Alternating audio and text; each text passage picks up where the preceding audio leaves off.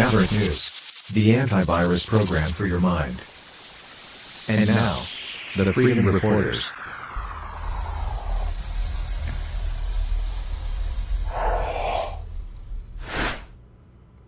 Welcome back, everyone. I'm Rick Walker. This is the Maverick News Channel. We are going to bring Kevin Michelizzi in just a moment.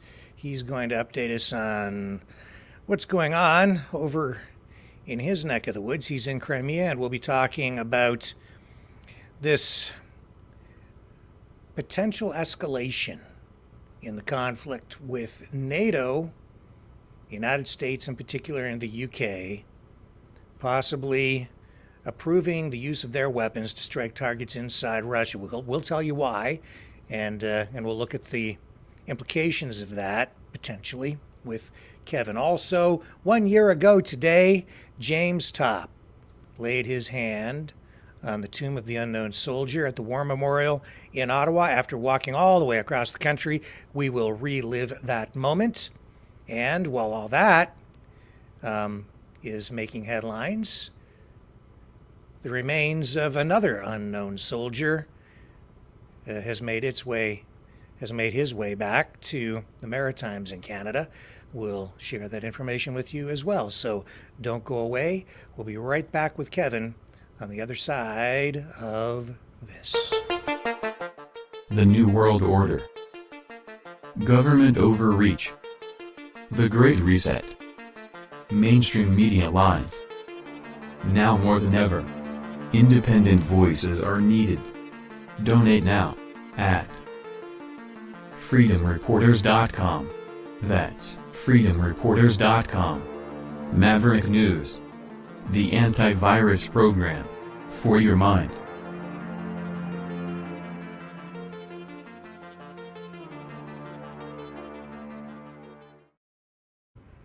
Okay, let's bring Kevin in all the way from Crimea. Hello, welcome back, sir. Hello, how are you today? I'm okay. I'm enjoying a beautiful sunset here in the dark in the studio, and you are still in darkness because it is very early where you are. Yeah, I'm waiting for the sunrise.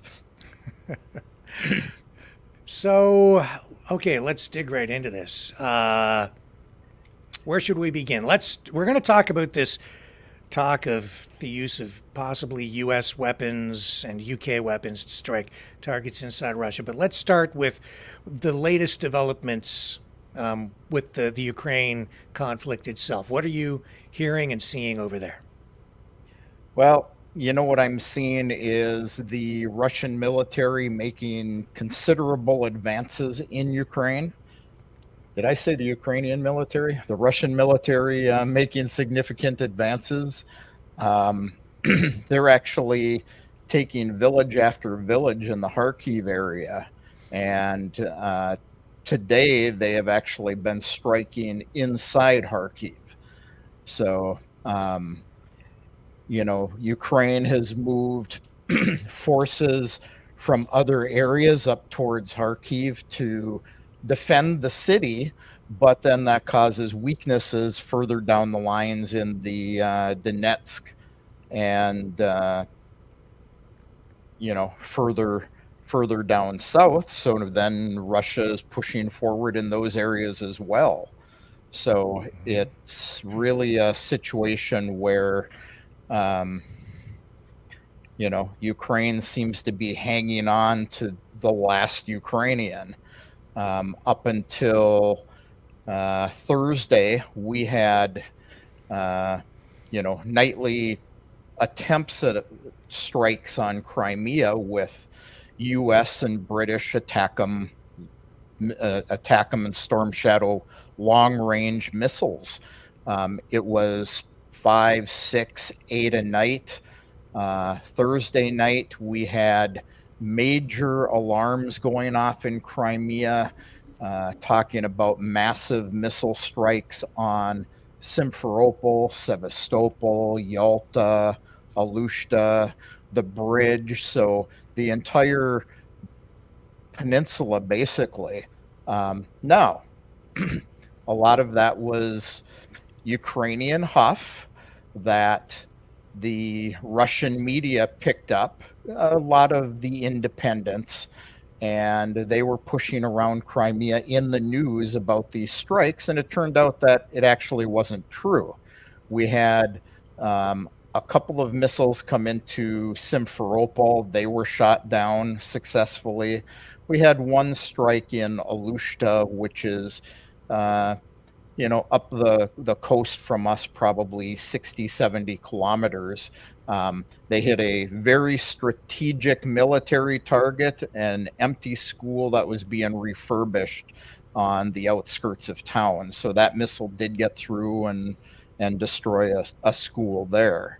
But in retaliation, Russia then launches all kinds of missiles from Crimea and, the mainland into Ukraine. And, we had at about 4:30 our time. So, morning you guys, we had this going on in Kharkiv. This was a strike on a shopping center in Kharkiv. The Ukrainians say, there were like 6 injured and 2 killed. It was Actually, an attack. I've seen updated information on that, and this is actually from Russian media. How reliable it is! I've heard that as many as 35 people were killed there, and that wasn't from a Ukrainian media source. But you're only hearing numbers like 6? Well, I'm actually getting that out of Ukrainian news. Okay. So, and that was reports from, before I went to bed. But the big thing I'm seeing in the difference between the Russian media and the Ukrainian media is the Ukrainian media are claiming it's civilians, and the Russian media is claiming it was a storage location for Ukrainian weapons. So even with the higher numbers that you're getting out of Russian media, they're probably referring to military personnel. A Saturday during an afternoon at a shopping center with destruction like that, if it wasn't a military storage area, there would have been people all over the place there. Yeah, actually, I have other video here that I was scrambling just to get some stuff queued up before we came on here tonight.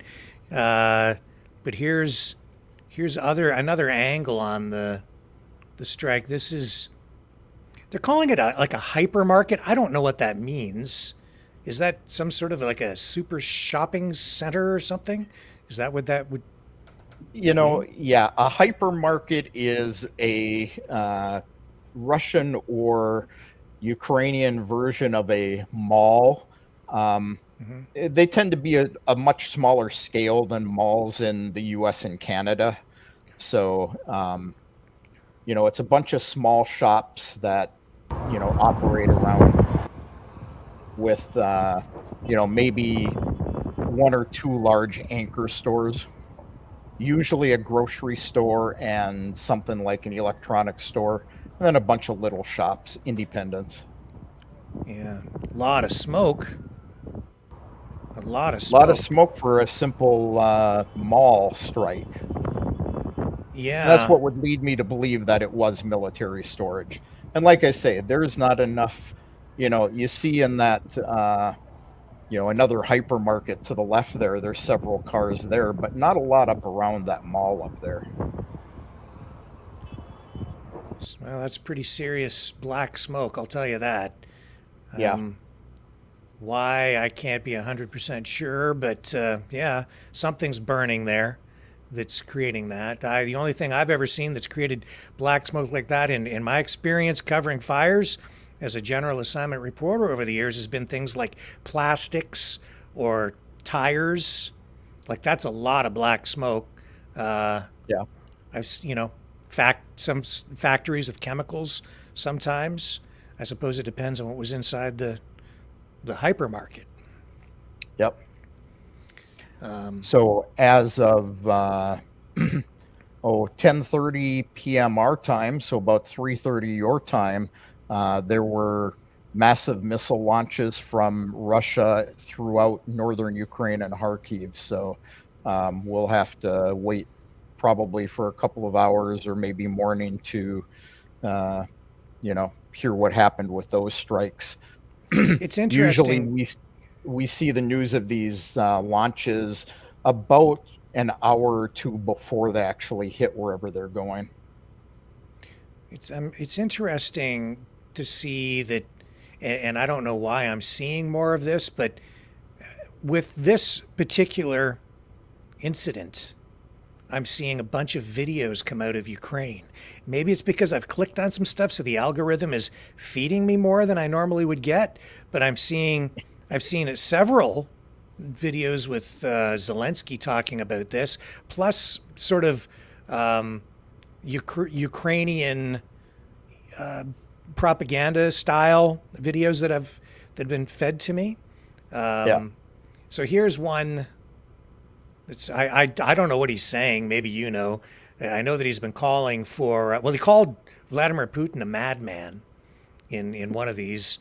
I don't know if you can translate any of this, Kevin. А на самом деле ему наплевать же и на своих, и, и цивильных, и военных. Вот смотрите, Харьковская прорыв их направлений Харькова, вот который был там, сколько уже прошло, дней 20, да? Ну, 2 недели, чуть больше. Жертвы 1 к 8. 1 украинец, 8 русских. Военные жертвы 1 к 8. Ну, скажите, I have пожалуйста, no это idea что, what где-то he's там talking дается about. эта статистика? Me either. Или ему это интересно, или нет? I do know В from неделю there have been media порядка, reports до этого and a couple of other videos with like captions and headlines on them saying that he wants more air defenses because he says the strike on Kharkiv today shows that they need more assistance that way, and he called Vladimir Putin a madman because he's saying that it was a strike on a shopping center and killed civilians. So that's what I've seen so far that I've been able to make sense of. Yeah, and I see a lot of this stuff coming out as well.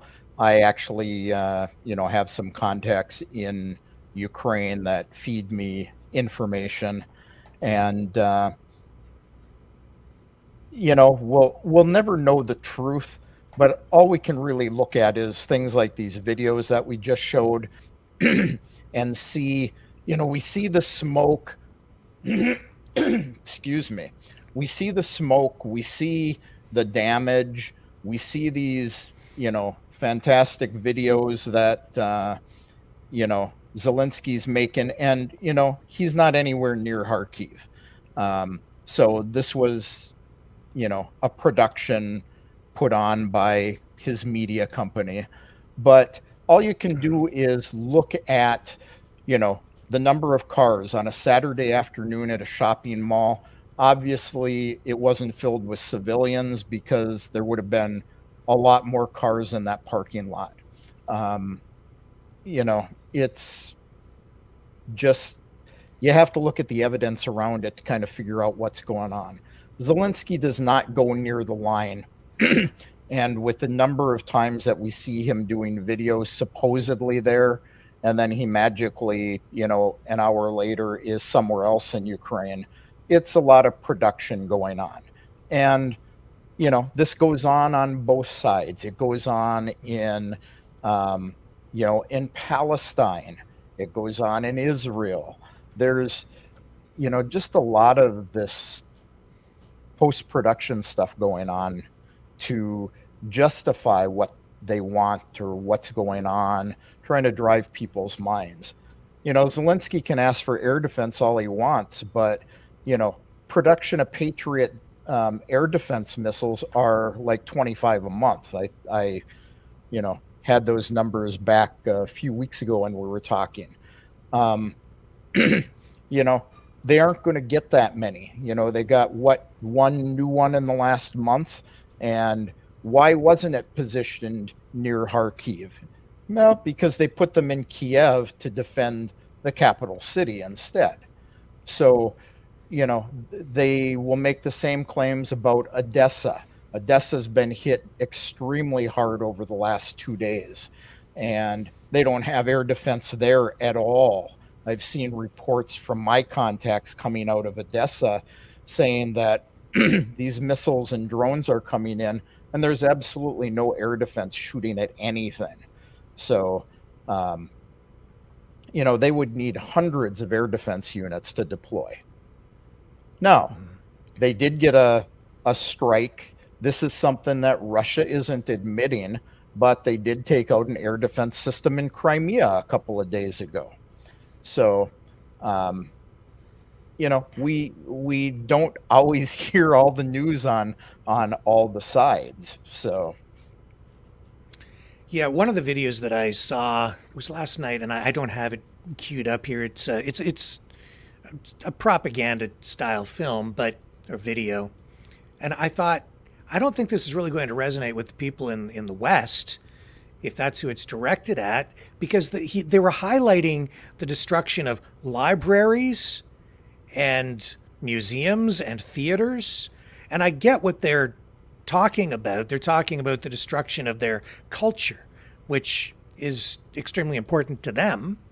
But I'm thinking people in the United States and Canada, and probably even in other parts of Europe, are focused on what they're going to spend at the grocery store today, not so much on the war. And if you want people to care, I don't think that they're going to care. A lot of pictures of them putting out a fire at a library. It was to me, it was a very odd piece of information warfare. I might run it tomorrow night if I can find the video again. It was the strangest thing. I think that Ukraine really sucks at the PR game. I was like, people are not in the U.S. They're not going to care if they bombed a library. You're showing them books. You know, I didn't get it, Kevin, but you know, yeah, you know, when the U.S. was helping them with their PR campaign in the earlier months and years of the war, they were actually much better at it.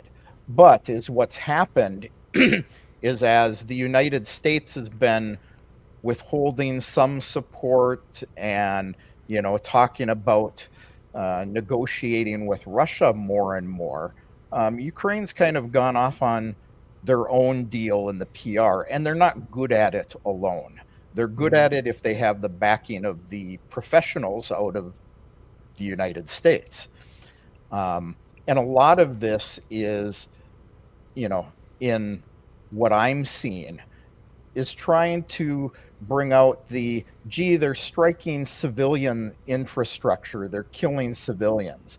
Now, they're only talking about the burning books and the libraries and whatnot. And of course, this is evidence for, it's genocide. They're trying to eliminate our culture. Yeah, cultural genocide, yes. Yeah. So, you know, you have Russia doing similar things. They're much better at it, but, you know, they're constantly talking about Belgorod and the civilian infrastructure that is hit there. Now, I know for a fact that they are hitting civilian infrastructure there and people are being killed. But, you know, it isn't going to affect much of anything outside of Russia and Ukraine, because the West really, they don't see a lot of it. And like you say, they have their own concerns to worry about. You know, when you're trying to decide what you do with your paycheck, with inflation being high, gas being high, you know, things like wars in other countries become more of a nuisance or an aggravation, because, you know, your money is going there rather than helping, you know, the people in your own country. You know, same thing can be said about Israel and Gaza, and, you know. Yeah, I'm just scrolling through, seeing if I can find that video.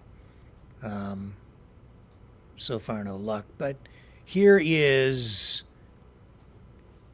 another one of his videos. Let's see. There's captions on this one, so let me share this with you so I can give him a fair shake here. Here's Zelensky. And let me bring it up. There he is. Let's hear what he has to say. Я считаю, что мы должны быть I believe that изначально фундамент the к foundation for any любому peace should be миру built должна строить by the страна, country которая, who is, простите, forgive me, the жертва. victim. Жертва — The это victim is Украина. Ukraine. Мы знаем We know глубоко, deeply что нам принесла эта what this война. war Поэтому brought мы us, so we хотим want на to это draw attention обратить to this. внимание. И мы имеем And тут we have the первое primary право. right here. Я так считаю. I think so, no Чтобы matter кто who ни says and говорил, и thinks чтобы what. кто не считал, у кого какой есть Who has опыт what peace experience мирных актов и так далее, and so исторических. on, historical Поэтому experience. мы Therefore, показали эти we пункты. showed these points И показали and решение, showed the как мы solution видим. as we see it, Но мы открыты. but we are open. Три Okay, so I think what they're getting at there is Putin's statement that he is ready to sit down and negotiate a peace based on the lines as they're drawn right now. Do you think there's sincerity in that offer? Or is that accurate, No. even that reporting? You know, the reporting that Putin is willing to sit down often gets misinterpreted in Western press. You know, right now they're saying Putin's willing to sit down. They don't go on with his statement. His statement is always, we're willing to sit down and negotiate peace, but we have to know that we're dealing with somebody who actually has the power to negotiate. And Zelensky doesn't have that power. They've passed laws saying that they can't negotiate with Russia. They are often out there saying they won't negotiate with Putin. This one, I read what he was saying as, you know, we're the ones that were attacked, so we have the right to determine what the terms of negotiation should be, which, you know, we know from history that it's the guys who are winning that always dictate the terms of the negotiations. You know, I don't know if you noticed, but he was sitting in front of a green screen, you know, with the destruction behind him. Now, they did show a soldier, but, you know, he was sitting in front of a green screen. Yeah, we'll just bring it back up so we can take a closer look at it. So that's blurred Изначально video in the фундамент. background. It is blurred video. Well, blurred picture, Yeah. and it's static. And you can see off of his shoulders the lights from the back to kind of draw away from. You know, the one thing I've noticed about him, and I've seen him in front of the green screens, he always wears a green shirt to give you the impression that he's not in front of a green screen. Well, it doesn't have to be green. It can be blue, or it can actually be It any can be color, blue. right? Yeah. And in fact, if it is a green screen, he shouldn't be wearing green because the chroma key wouldn't work very well. Yeah. There is light bleeding in off the back. I mean, I'm Even pretty the well versed soldier, in when you video look at the production. I'm not soldier. seeing a lot of. I'm not seeing a lot of jaggedness to the edges of him. It's. I That's a real shot of a soldier. yeah, that is, yeah, for sure. But this is not that wouldn't be out of focus back there like that. Depends on the depth of field of the camera. The telltale sign. Anyway, it doesn't really matter. Yeah. You know, definitely we- some We also backlight have to coming keep in mind he owns one of the largest media production companies in Ukraine. So Yeah. he's a scale above you and I. Yeah. Anyway, it's a minor point, but Yeah. yeah, I'm sure that they're doing their very best to keep him protected. They don't want him exposed to any serious danger. That much is certain. Well, And that- especially now that Russia considers him illegitimate. So, you know, this is the other thing that, you know, you don't hear often in the West is that Russia is on this big thing that he's an illegitimate president. His term is over. He canceled elections. And, for me, this is Russia building up for, we no longer have to avoid taking him out. And this is another reason why I don't believe he's on the lines in Kharkiv doing videos, because I think he knows this is what Russia's plan is. You guys don't hear that. I've seen some reports in the West talking about the end of his term, but reality is he is still the legitimate president. I have this conversation on a daily basis with people. Their constitution says he cannot hold elections while they're in martial law. And, I've heard the argument, which is a valid point, that the reason he keeps calling martial law is to stay in the presidency, but, the Rada has to approve it. So he can't call martial law. He can sign the declaration, but it has to be approved by their Rada. So, he's good through August. He's their valid president. So, Russia is really pulling a false point on that one. Well, I think that's that is information warfare. That's propaganda. That's them trying to create a stronger position from which they can do something political and something on the PR side internationally to maybe bring in an alternative government or leader. And I've seen reports that the former president of Ukraine flew into Belarus within the last couple of days. I think I've heard the rumors of that. I have not been able to verify at all that he's been there. He supposedly was there at the same time Putin was in Belarus, and I have not seen one video with Putin, Lukashenko, and Poroshenko together. Because I guess it was the reports I've seen indicate that it was the plane of Viktor Yanukovych that flew in the last couple of days, former president, but I'm not seeing any confirmation that he was actually on the plane. Just a lot of speculation. And with what you were just talking about, the claims that Zelensky is no longer the legitimate president. There's a lot of talk out there that they may be positioning Yanukovych to come in and make a comeback. Okay, so you're seeing that it's Yanukovych, and the reports I was seeing is it was Poroshenko, which I don't believe for a minute. Yeah, I've got Yanukovych would make sense because he was the president in 2014. When they had the coup. So, Russia still considers him the legitimate president of Ukraine, even though his term would have been expired now. So. There it is right there. Headline. But I don't know. And who knows, like I say, haven't seen anything with anybody but Lukashenko and Putin in the pictures and videos. So, but it would make sense. But now let's keep in mind we're just talking our opinions here. We aren't telling anyone this is what is going on. But I don't know. When he was, run out of office in 2014, he was the legitimate president, and Russia still considers him the legitimate president of Ukraine. Well, that's certainly the Russian position on it. Yeah. That's not the position of the West or of Zelensky. Obviously, yeah. They have a much different view, a quite contrary view to that.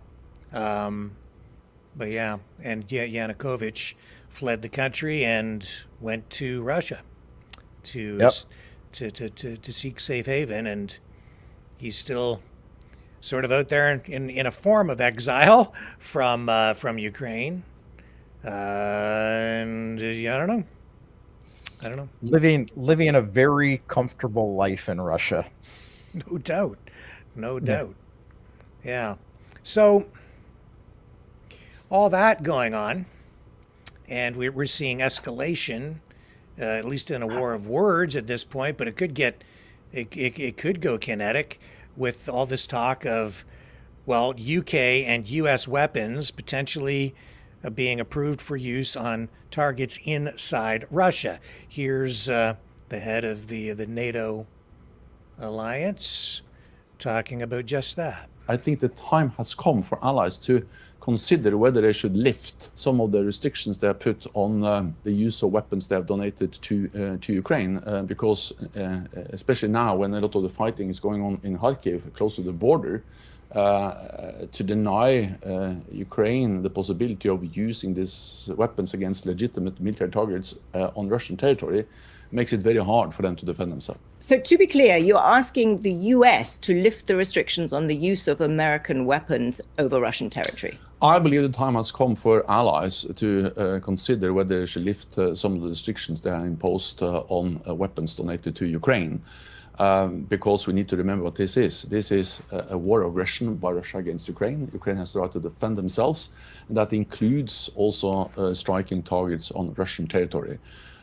Some allies have already lifted those restrictions, allowing to use their weapons against military targets in Ukraine, and I believe the time has come for other allies to consider this. The UK has effectively lifted the restrictions, and it is the US that's really the single most important one. I think what we see now demonstrates the need to reconsider those restrictions, not least because we have fighting going on along the border between Russia and Ukraine, especially in the Kharkiv region, where the front line and the borderline is more or less the same.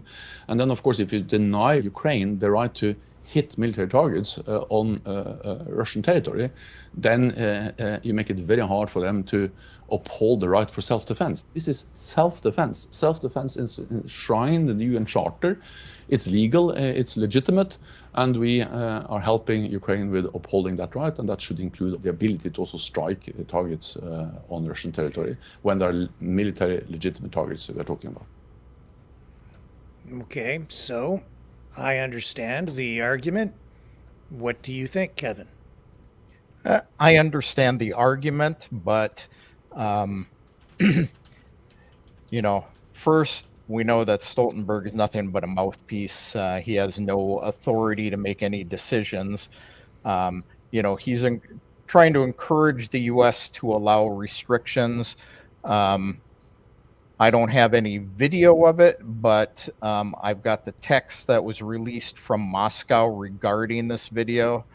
They say the rhetoric about restrictions on the use of U.S. munitions are false and designed to maintain the illusion that the West is not part of the conflict. That was a statement by Lavrov. Lavrov went on and said that U.S. weapons such as ATACMS missiles armed with cluster warheads have already been used on attacks inside Russia, including strikes against civilian targets. We proceed from the fact that American and other Western weaponry strikes targets on the territory of Ukraine currently, or on the territory of Russia currently, primarily civilian infrastructure and residential areas. And he's right. The missiles that are flying into Crimea over, like I say, just a couple of nights ago for close to a week nightly are U.S. ATACMS and UK Storm Shadow long-range missiles. So they've been using them. Now, Ukraine doesn't consider Crimea Russian territory, so they view it as they're striking their own territory, and I can see that argument. But they are also using them in the Belgorod region and, further into Russia at this point. There's been a lot of shooting downs over Russian territory of these missiles. So they're already using them. They're making these grand statements that they don't allow it, much like, I hate to keep going back to Israel, but I don't want to make this all about Russia and Ukraine. But, much like Biden publicly saying, I'm against, killing off all these civilians in Palestine, while he's supplying them weapons. And it's the same situation. Unfortunately, the report, Stoltenberg also said that NATO has no intention of sending troops to Ukraine. Yet the United States released a statement and warning Russia that it would directly intervene in the conflict if Moscow used nuclear weapons. And that's according to the Polish foreign minister. So did the United States say that? Is, the Polish guy speaking out of line? Or are we again trying to, rattle our sabers on nuclear weapons? So, there seems to be a lot of propaganda out there trying to drive perceptions. We're not involved. Russia's the bad guy. Reality is if any of the Western allies start striking further into Moscow, now he's talking about it's right at the border in Kharkiv. Well, reality is Kharkiv is just as far away from the border as Moscow is. So you start seeing U.S. attack of missiles flying into Moscow, and all of a sudden you're going to have Russia doing the exact same thing. They won't send troops into NATO. They'll send missiles into NATO. And they've been very clear about that. That's the response that we've seen, right? Is that if U.S. munitions are used to strike targets inside Russia, Russia has said that they will strike, well, I think it was specifically with UK weapons and I think US as well, right? Because the UK apparently has already approved the use of these weapons for that purpose. Yeah. And reality is they've been using them for, 6-8 months at this point. And they are striking inside the territory. Russians are peeved about this. They say, well, we keep hearing President Putin talking about if they strike, inside Russian territory. Lavrov, if they strike within Russian territory. Belgorod's Russian territory, and they've been striking it for months. And, it has escalated at this point. Ukraine got a decent shipment of ATACMS missiles from the United States, but they seem to be, wearing out their usage at this point. They don't make that many of them that quickly, and the shipments of them aren't coming in that quickly. And Russia strikes it for every one that comes into Russian territory. Russia's striking back with, 15, 20 extremely powerful missiles. And all over the last 4 or 5 days, they have struck Western Ukraine, they've struck Kiev, they've struck Kharkiv, they've struck Odessa. So, we're seeing attacks all over Ukraine at this point. Mm-hmm. And I should also mention that we're going to pull out of this pretty soon because Donald Trump is going to be speaking at the Libertarian convention, and I want to check that out. I don't know what he's going to do, Kevin, because he's going to be speaking there, and apparently the Kennedy team went around and they were handing out rubber chickens, I think the kind that you squeeze and squeak, to the people in the audience in advance of him speaking. So I don't know. I wouldn't want to be standing up there on the podium tonight in Donald Trump's shoes if you have an audience full of people who maybe are not friendly with a bunch of squeaky rubber chickens. But anyway, I sidebar. I'm since you're on that sidebar, I'm waiting for the debate between him and Biden. I don't know how Biden will hold. They may give them a list of questions that Biden can have the teleprompter for, but Trump is so all over the place. I don't know how Biden will ever handle that. I don't know. Well, the last time they debated in the last election, he said, "Why don't you just shut up, man?" That's how he handled it, and he still won the election. So I don't know. They both looked kind of stupid up there. honestly, at that time. We have to be worried, though, about this rhetoric back and forth and the actual use of these weapons Yeah. in this way. And, it isn't just Ukraine and Russia. Another point is Germany has again released a statement that they will not send long-range missiles to Kiev because their reasoning now is that they can't be reprogrammed without the participation of the German military, and they don't want to be seen as participants. But any European country that understands Russia, it's Germany. And Germany knows that if Russia says we'll strike back, they know that Russia does not tell lies. So, but it isn't going to do a lot of good if the UK is burning with a nuke. Germany's still grass at that point. Well, I've said over the last couple of weeks that now would be a real good time for this conflict to come to an end, because Putin probably has most of the territory that he really wants, and probably doesn't want to take over the whole country because he probably doesn't want to have to manage it afterward in some of these areas where the population isn't entirely friendly. The only other territory that he actually wants is the rest of the Donbass regions, because they aren't at the borders of those regions, and they've already taken those entire regions in. So Russia takes the perspective that Ukraine is the occupying force. Kharkiv and Odessa, they view those as Russian territory. I think they would let Odessa go, but I'd like to sit in those negotiations, considering that's where a majority of the strikes on Crimea go from, And hey, is it going to keep us out of World War III? I don't know. We've got Crown Prince of Saudi Arabia, Mohammed bin Salman, heading off to Iran now. And he released a statement expressing his desire and the need to elevate diplomatic relations and cooperations with Iran to the highest level. And Khamenei, said that, the Muslim nations need to,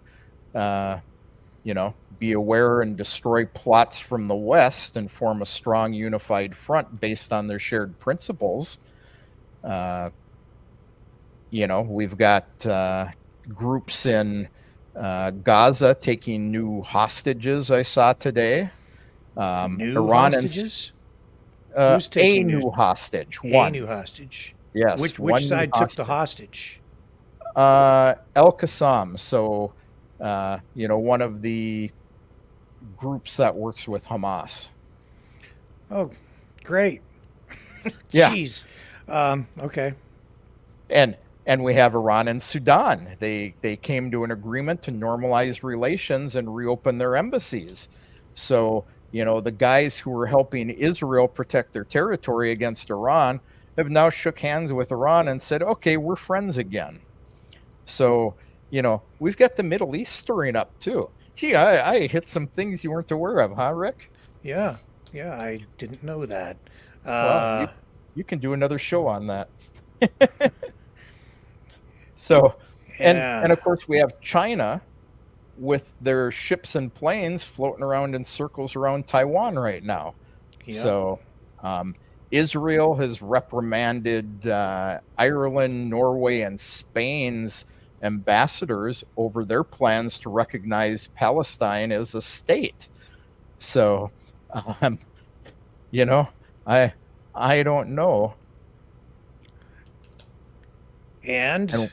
And we have the European Commission, admitting that he went to Georgia and talked about the attack on the Slovakian prime minister there, which he's been accused of doing as a way of pressuring them to not pass this foreign agent law.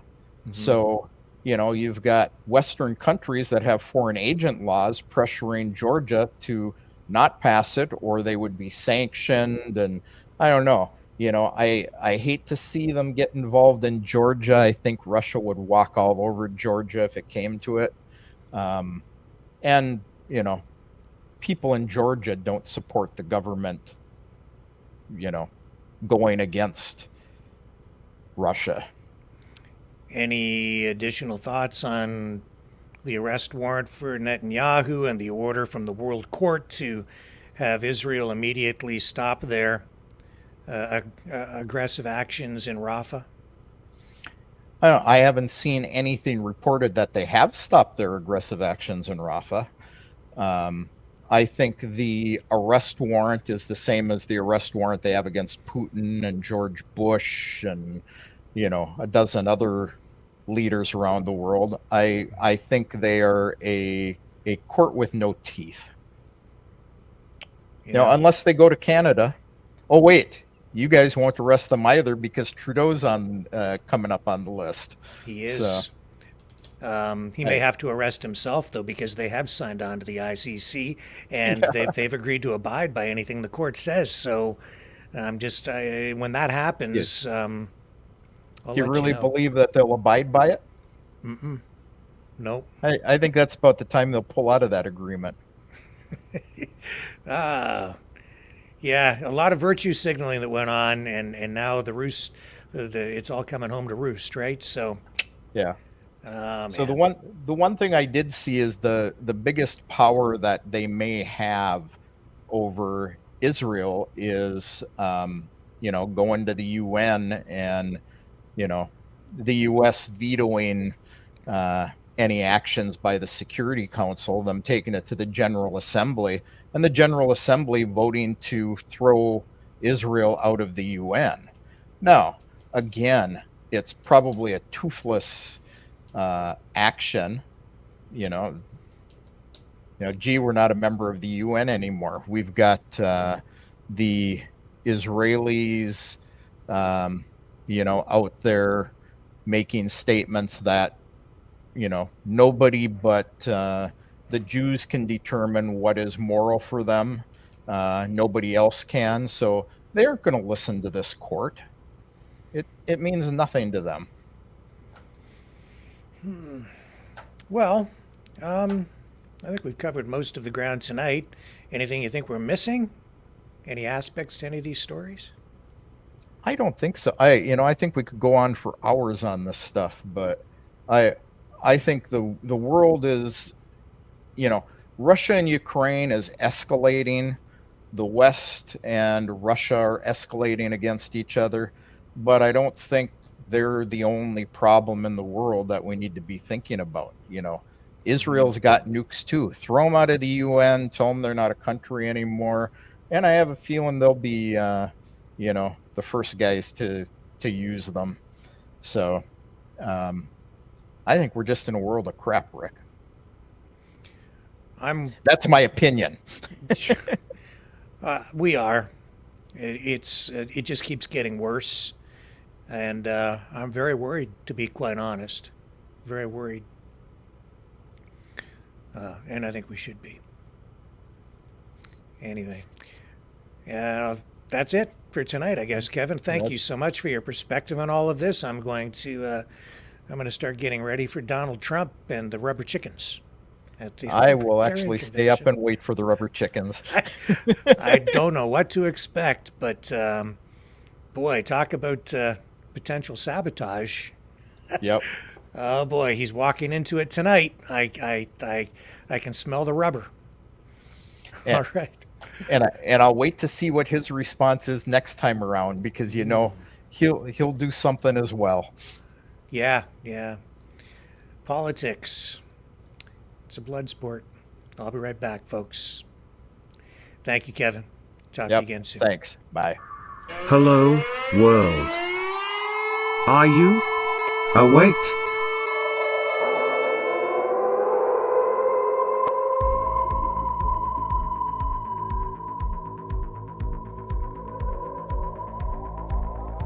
Uniting humankind by liberating millions of minds at a time. Maverick News. The world is watching.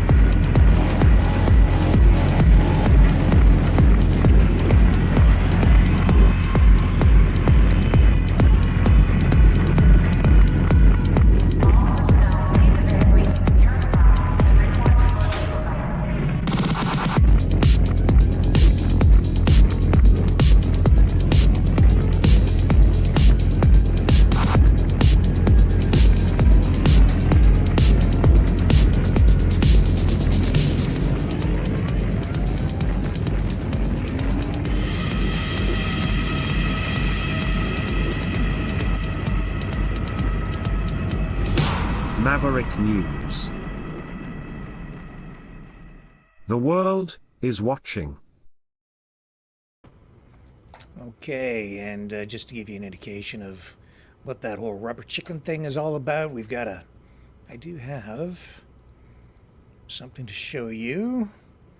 It'll help tee up Trump's address to the Libertarian convention in Washington. RFK Jr. spoke there yesterday, and it's Trump's turn tonight. This will explain it. But RFK has been passing these out. These are rubber chickens he was giving out to people here at the convention, David, telling them, debate Bobby. And so they say tonight people are going to be squeezing these, I guess, when Trump's on that stage, because they want to see him to take him on the debate stage. But RFK. Okay. Is that dirty politics? I don't know.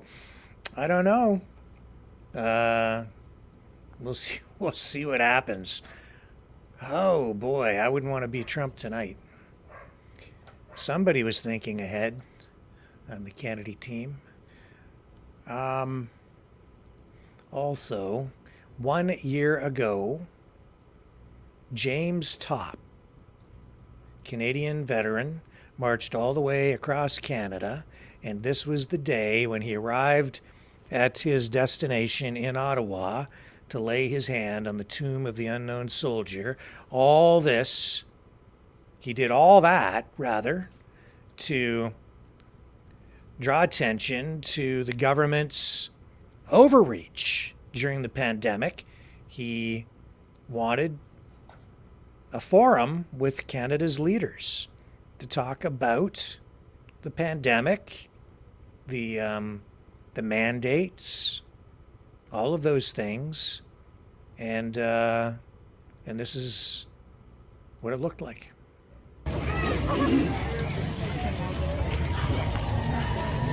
You got Jimmy. This was video from Daisy Media. Of course, our own Brendan Kennedy was there too. We were live streaming that at the same time. Woo-hoo!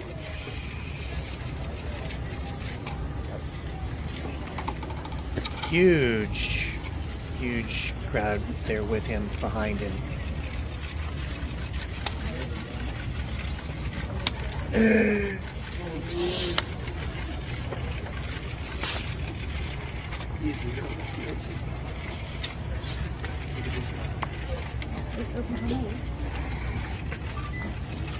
Excuse me.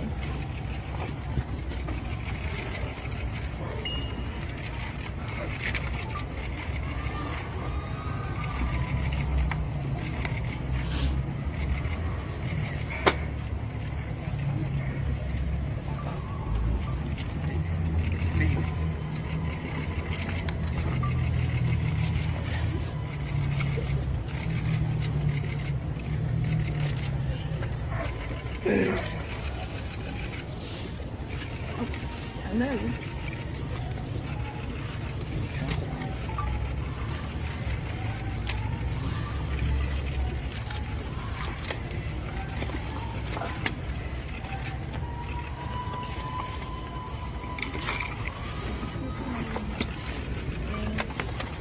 All right, brother. All right, brother.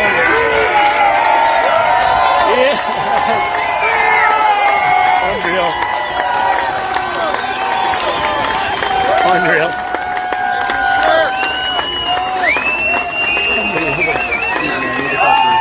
You got a camera sitting over there. Yeah, no problem.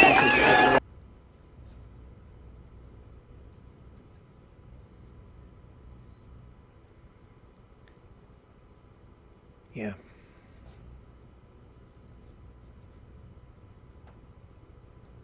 And even after all that, Trudeau still would not come out and talk to him.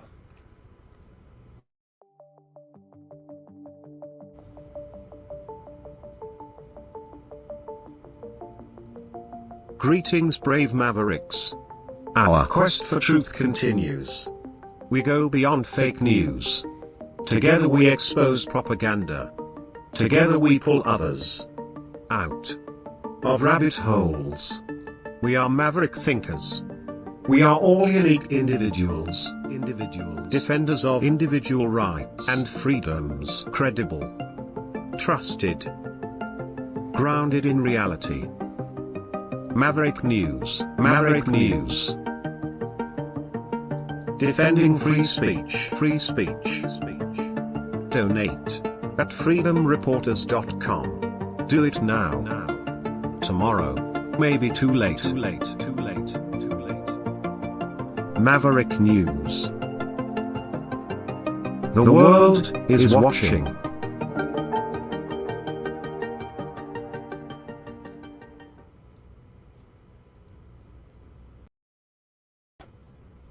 Okay, I'm looking here, and I'm trying to find the link for the Trump feed. Not seeing it yet. Or maybe not quite there, but it's coming up, as I understand it.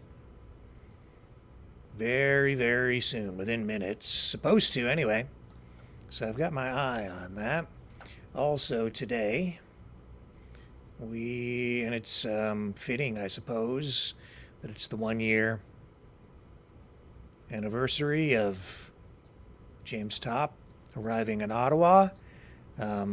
Newfoundland's unknown soldier is returning home, has returned home 100 years after the First World War. The remains of the soldier were placed in possession of Canada Saturday during a transfer ceremony at Beaumont-Hamel in northern France. The soldier's remains will be reinterred inside a newly constructed granite burial chamber at the base of the Newfoundland National War Memorial in St. John's. We have some images here online from the event today as the remains began their journey home. Over a century. Wow. Yeah, here's some images online. You can see there. Newfoundland's unknown soldier begins journey home from France after more than 100 years. Beaumont-Hamel Memorial Park in France. It says here in this post from Ralph Goodale, Liberal MP, Beaumont-Hamel Memorial Park in France is a fine tribute to all the Newfoundlanders who fought and died here in World War I. Tomorrow, this will be today, Veterans Affairs Canada, with the help of the Commonwealth War Graves Commission, is repatriating to St. John's, Newfoundland, the precious remains of an unknown soldier.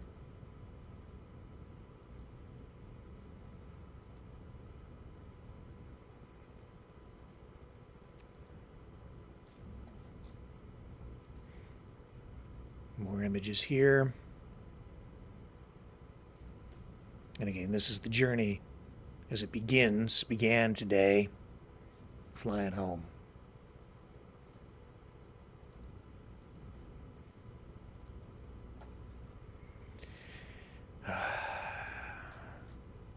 And I don't know if it's rhyming or repeating, but however you're viewing history and the replay, we're definitely getting that in real time now, aren't we? Whether it's what came before World War I or World War II or a combination of both, it's a mishmash. It's a little bit different this time, but I sure am seeing a lot of similarities. I'll be right back.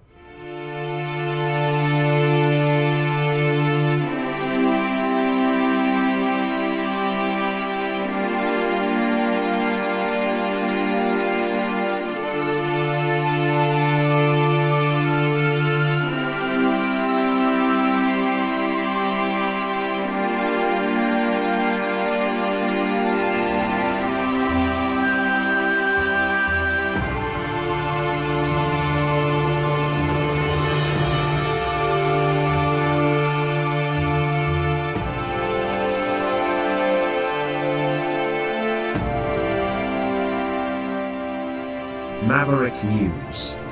The world is watching.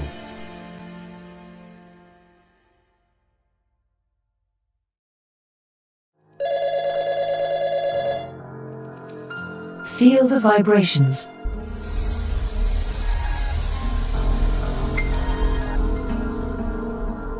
Our quest continues.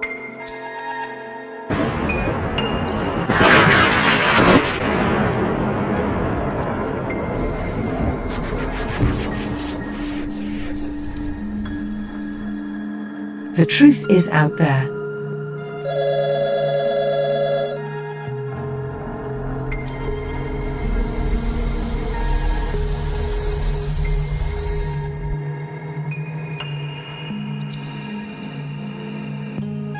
We are Mavericks.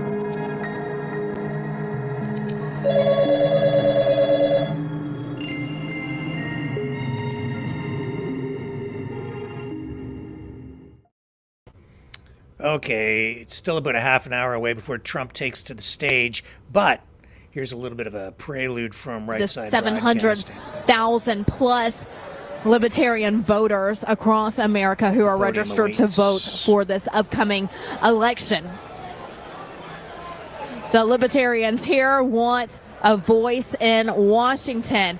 While they have over 120 elected offices across the country, they want a voice in Washington, maybe someone on President Trump's cabinet and his administration. They just want somebody that they can go to who fights for their beliefs. Now, the Libertarian Party and the conservative movement, the Republican Party, have a lot of similarities, but there are some differences as well, and that's why the two sides are different, is because there are some differences in their beliefs. So with that being said, it's going to be very interesting on this historic night, the first time we've seen this in 50 years of a president coming on, a former president that is, but a presidential candidate from one of the two major parties taking the stage at the Libertarian National Convention.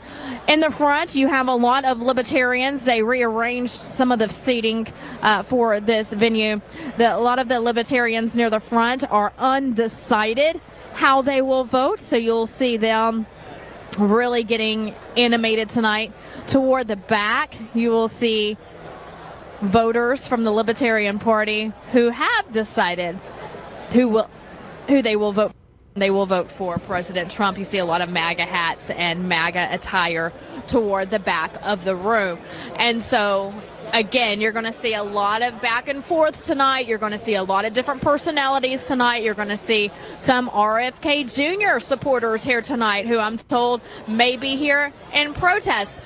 I'm looking as well across the room as we get closer to President Trump taking the stage, and I see security all around the room, even standing on chairs. So they have a good eye on this crowd. Of course, everyone goes through the typical security measures to come inside through the mags and Secret Service screening.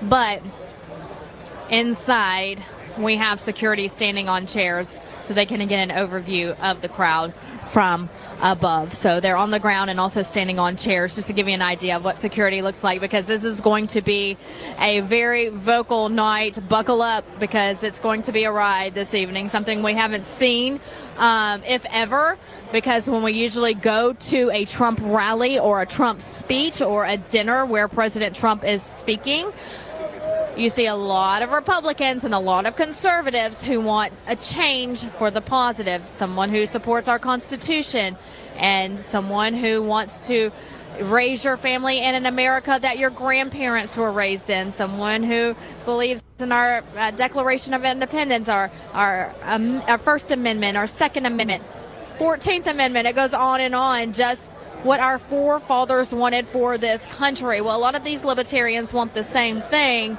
but there are some differences, again, in beliefs. Okay, this is dangerous for Trump. If you're watching It's dangerous. on YouTube, thanks for subscribing to the RSBN Okay, YouTube so channel. this Good to is, see you here with yeah, us on it's Light Side dangerous tonight. On this because Thanksgiving on a holiday weekend, we appreciate you being here. he's running the risk here of being drowned out by a bunch of squeaky rubber chickens. I can't say that I'm really all that in favor of it, because it's a race to the bottom with behavior like that. Do that to him here, and somebody's going to do the same thing back on the other side, or they'll try to. This is an unusual setup here, though, because, as you just heard, he will be taking to the stage to speak to a crowd that is at least partially hostile. So he's not used to that. And I think Trump has a bit of a temper. So if he's being drowned out by a bunch of squeaky rubber chickens, or a bunch of people heckling him, like a bunch of people, and if it continues, I don't know how he'll react or how it will look. It could be very damaging. On the other hand, if he handles it well, he might come out of this looking really strong. This is the, again, this is the strangest presidential election I have ever seen. This is a moment of drama. I don't know what to expect out of this, but I'm engaged. I'm glued to the screen, and I'm listening. I really want to see this. Wow. During his speeches, we love to hear him go off his speech, off topic, off prompter, because that's where his true personality comes out, that we love to see, that we love to hear. And so we'll see tonight if he goes off prompter and talks more from the heart instead of a script. So it's all to be determined. We'll see, but we're just moments away from President Trump. Yeah, I think we're still 15, maybe 20 minutes away from him actually speaking. So let me just pull down out of that. I don't know. He's taking one heck of a risk. Optics are everything when it comes to politics. Image, brand image. Kennedy didn't face this kind of challenge yesterday at all. He took to the stage, provided I think a cautiously crafted speech. I think he stayed out of the weeds. He didn't really touch on issues that were terribly damaging to him. The subjects that were most volatile, he just stayed away from. And, I think the most risk that he took was participating in some interviews off stage at the convention with live streamers, podcasters, where he was asked some pointed questions, depending on which interviewers were asking the questions. But yeah, nowhere near the risk that Trump is taking here. This is being broadcast live, and I'll tell you, if they drown him out, if he has, I don't know. I just don't know. You see the risk here, right? I'm sure you do.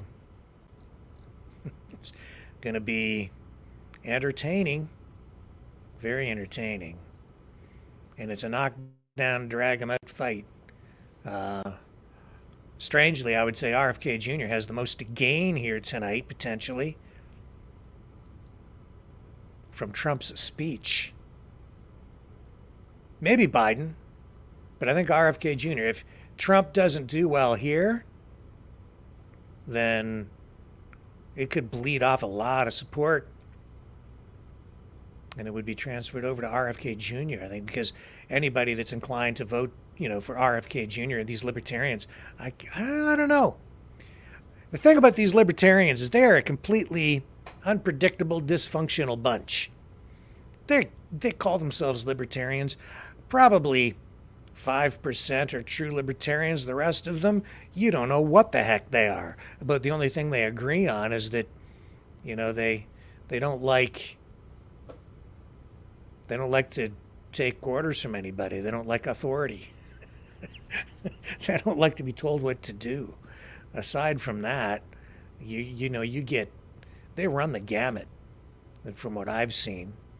Anarchists, communists, socialists, probably some fascists in there, conservatives, all kinds of people who are kind of mixed up, mishmash of political ideas and ideologies, and I think a lot of them find themselves homeless in other political parties, maybe because they adopt some of what, say, the Democrats believe in, but they really don't like authority, so they end up over with the Libertarians. And it's pretty hard to find a pure Libertarian, in my experience. They're just all wacky. Yeah. I think these conventions, too, these Libertarian conventions, they're a lot more colorful than most other political conventions, just because they are so unpredictable and all over the map ideologically. So yeah, we're still about 15 minutes away. Let me run this promo. I'll be right back after this. Fighting the Great Reset by leading the Great Resistance.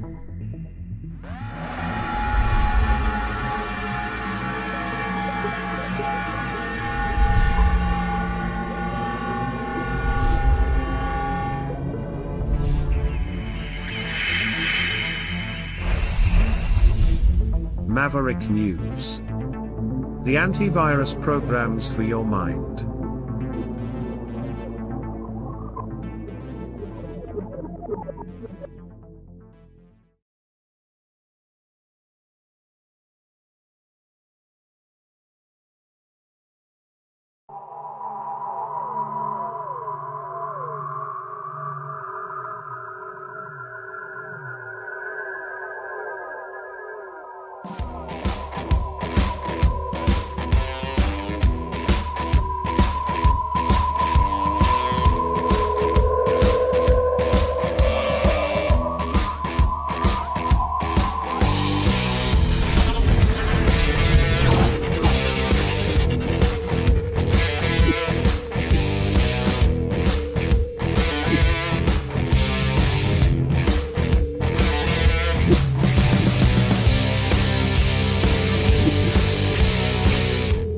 Maverick News.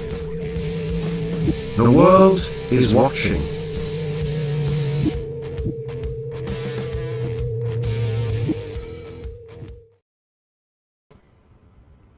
Okay, still keeping an eye on the stage in Washington, where Trump is due to speak any time now.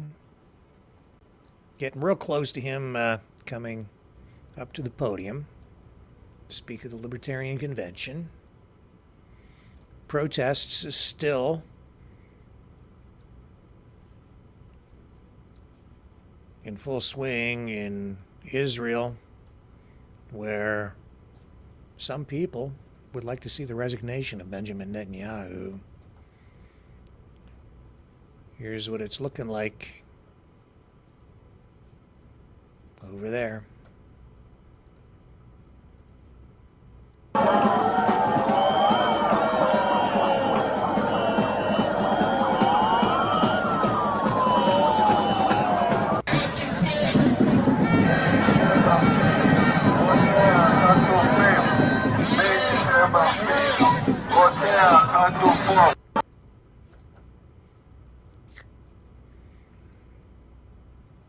You know, the position, too, of these different candidates on foreign policy, there is some real differences between them.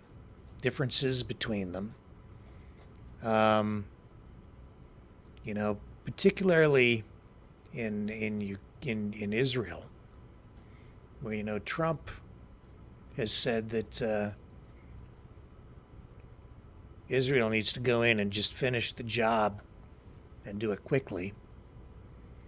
A more nuanced approach from RFK Jr., but still supporting Israel.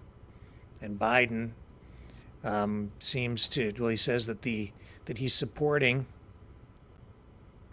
Israel with an ironclad guarantee of support, and yet at the same time, out of the other side of his mouth, he's calling for a ceasefire. So his support for Israel, I would say, is waning, if it was ever really ironclad to begin with. And he seems to be saying things that might appeal to a voter base in Dearborn, Michigan, Detroit. Big Muslim population, and he needs to win there. So, playing politics with the situation in the Middle East. That's what's going on with Biden.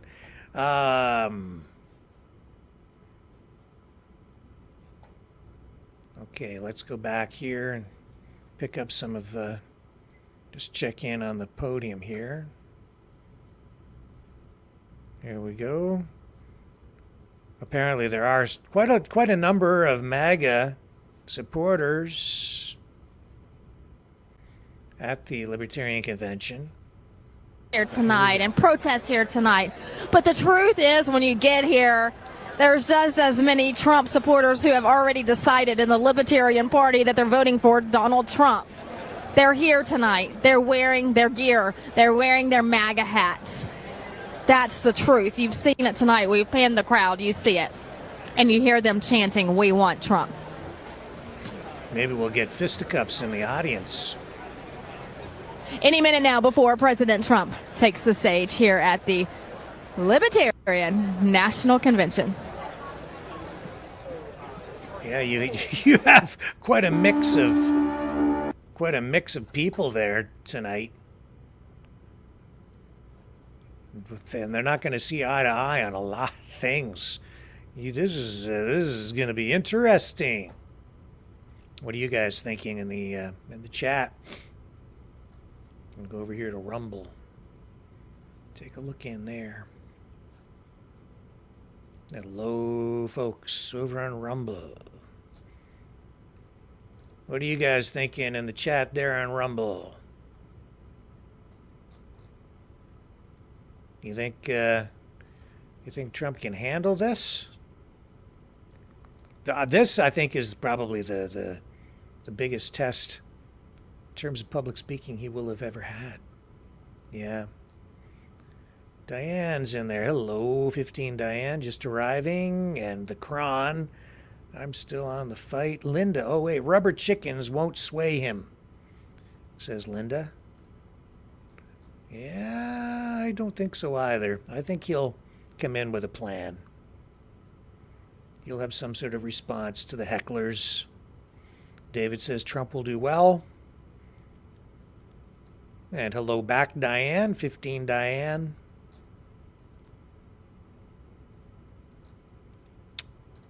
I don't know. And how about over here on YouTube? What are you guys thinking? How's Trump going to do tonight? Sandy says, Trump's chickens won't work without dip. And Isabel says, Trump has charisma. And Lori says, Trump chickened out of Kennedy's challenge to debate at the convention, hence the rubber chickens.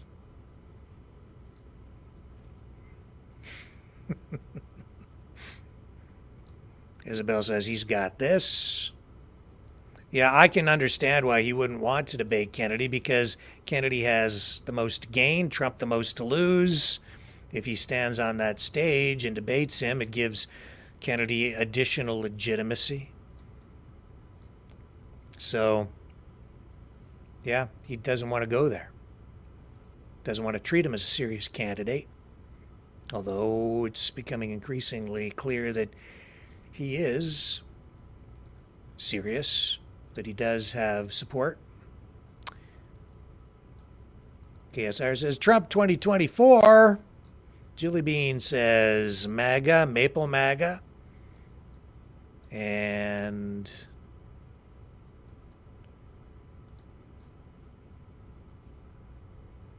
Julie Bean just spells out Trump. And what other comments do we have about this? Audio is loud on commercials. Thank you. Yeah, this whole streaming system messes with audio issues, just ongoing audio issues. I need to refine this, and I've been messing around with a bunch of different streaming systems, trying to come up with better solutions to improve quality. So I appreciate the feedback. Thank you. And Roger says, Kennedy is definitely in the pocket of the Israel lobby. He no longer talks about peace. He continues the war drums for Israel. Maggie Creations says, small group. I don't know what that means exactly. Merrick says, good, Israel needs the help of Trump. Yeah, Israel needs help. Especially right now. I think that Netanyahu has made some pretty serious errors, and it's costing them in the court of public opinion in a big, big way. Difficult position for him to be in. Took the bait, took the trap, walked into the trap, not just, it's not even just a Hamas trap, it's a human trap, in my view. A human trap driven by emotion and maybe not thinking things through. So, and this is a very important time tonight for Trump, for RFK Jr., for Biden too, actually. I mean, this is a pivotal moment in the election because, as I indicated last night, in some key states, the race is so tight, we're looking at a difference right now in the race of about 1 or 2 percentage points. Getting the support of the Libertarians could make the difference in those states. So in this way, in this election, the Libertarians have the potential to be kingmakers, or collectively a kingmaker, or a spoiler, just like RFK himself. I think he's still kind of a long shot at this point because you have the heavy-duty political machinery and the money behind the Republicans and the Democrats. He doesn't have that, but he's in there. Anything can happen. He's still in contention. But man, I'll tell you, this is this is why Trump's taking this chance tonight. He's going to walk up there, and he knows that this could actually make the difference one way or the other. This could determine who ends up in the White House. It really is that critical. Let's go back to the audio here. Well, they're still running a promo video, so we're about just minutes away if he's on schedule. Maybe about 3 minutes, T-minus 3 minutes and counting, to Donald J. Trump at the Libertarian Convention in Washington, D.C. Stay with us. We'll be right back after this.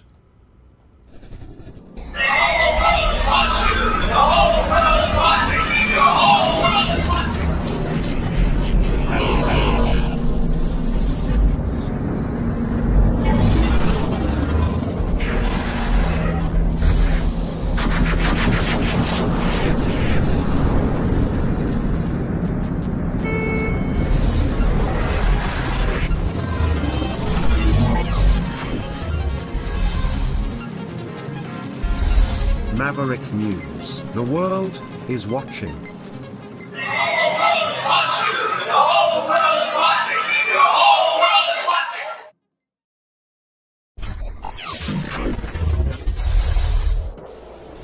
the sharing of biased and False news has become all too common on social media. More alarmingly, some media simply aren't true without checking facts first. Unfortunately, some members of the media use their platforms to push their own personal bias and agenda to control exactly what people think, and this is extremely dangerous to our democracy. In an ocean of lies a century deep, the truth awaits. Choose not the red pill. Choose not the blue pill. For both are an illusion. Discover the power of M. The power of individuality. We are Mavericks. We are the way to the light. Fear not the storm. Join our quest for truth. Truth will set you free. Maverick News. The world is watching.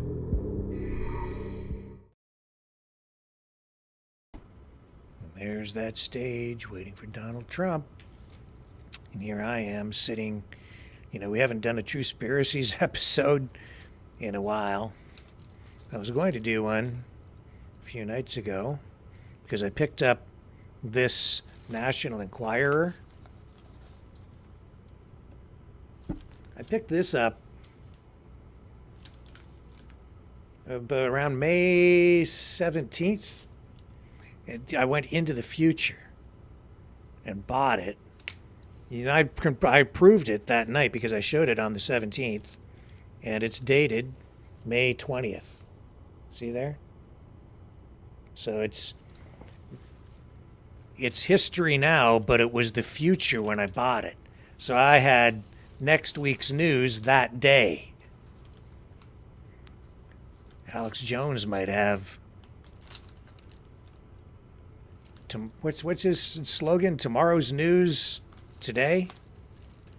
Anyway, we have next week's news now. Only now it's in the past. But I just show you this because I wanted to talk about that back on the 17th. Joe Biden, White House in revolt. They don't think he can win. And this is, aimed directly at a big portion of the MAGA demographic. Definitely the Enquirer. This is a MAGA newspaper.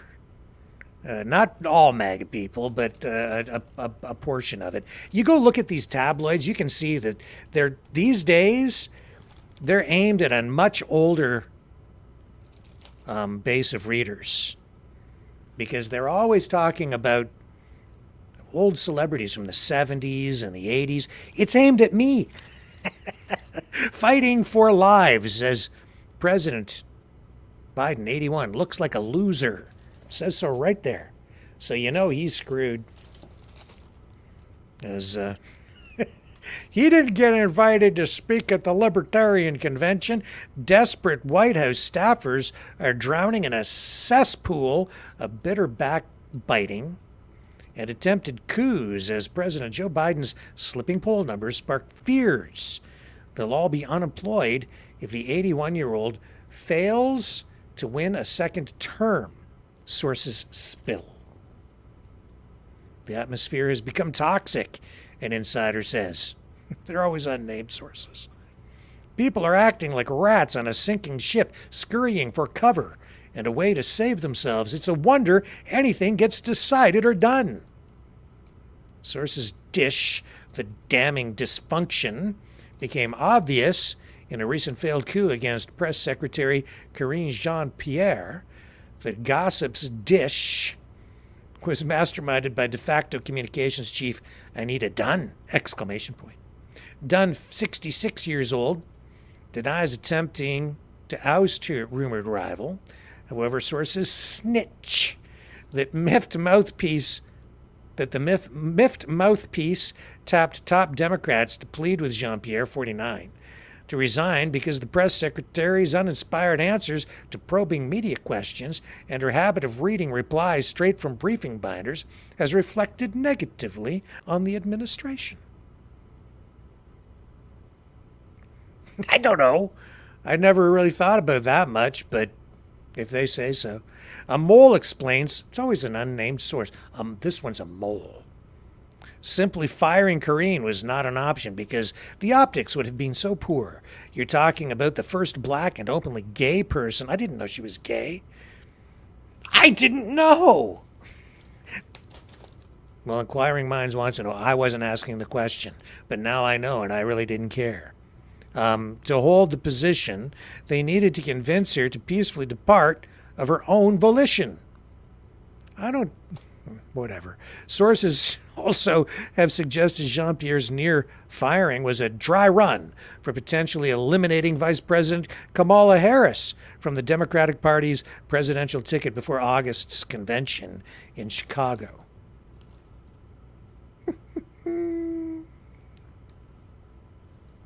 Do you think it's really that bad inside the Democratic Party? We keep hearing things like this, that Biden isn't going to survive, that the knives are out, that they want to replace him. Is Joe Biden's White House truly in revolt? Not sure.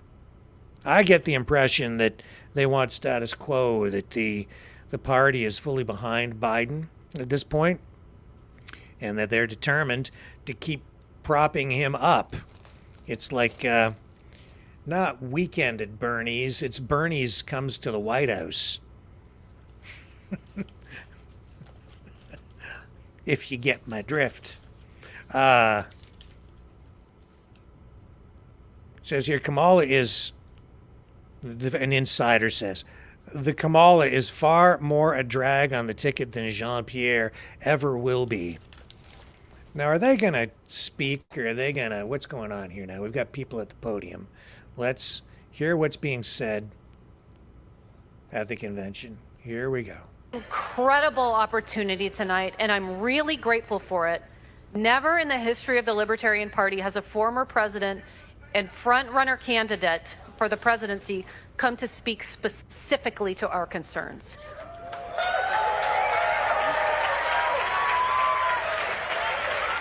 Thank you all for making history with us.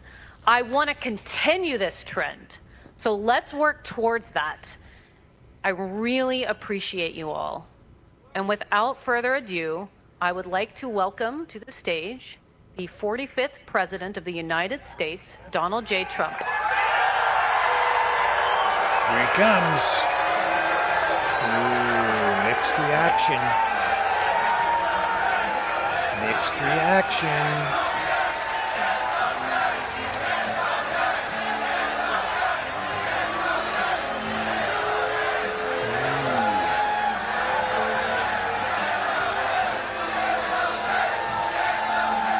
Pull this audio down so we don't get a copyright strike. Just drop it down a little bit.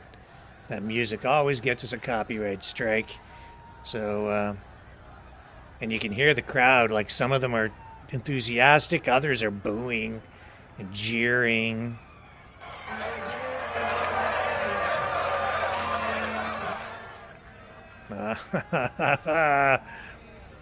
There he is, he's walking out.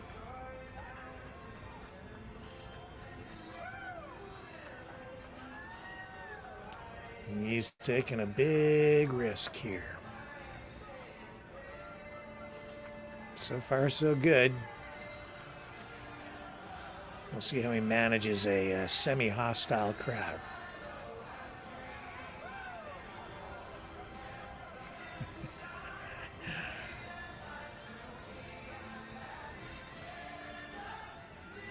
No.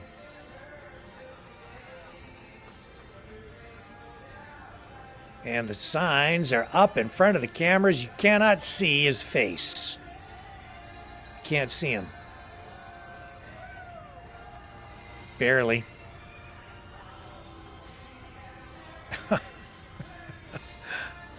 We'll see if they take those signs down.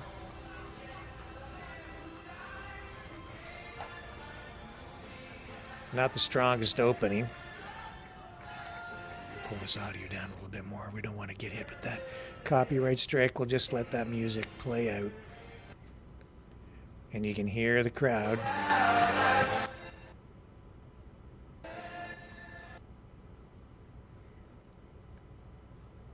Yeah, they're just blocking the cameras. You can't see them. Can't see them. I don't know if that's intentional or not. But it's, so far, not very good. Uh-huh. Are they going to put those down so you can see the podium? Here we go. We've got them. They've got a semi-clear shot there, so that's good. All right, let's go over. We can bring this audio up now, I think.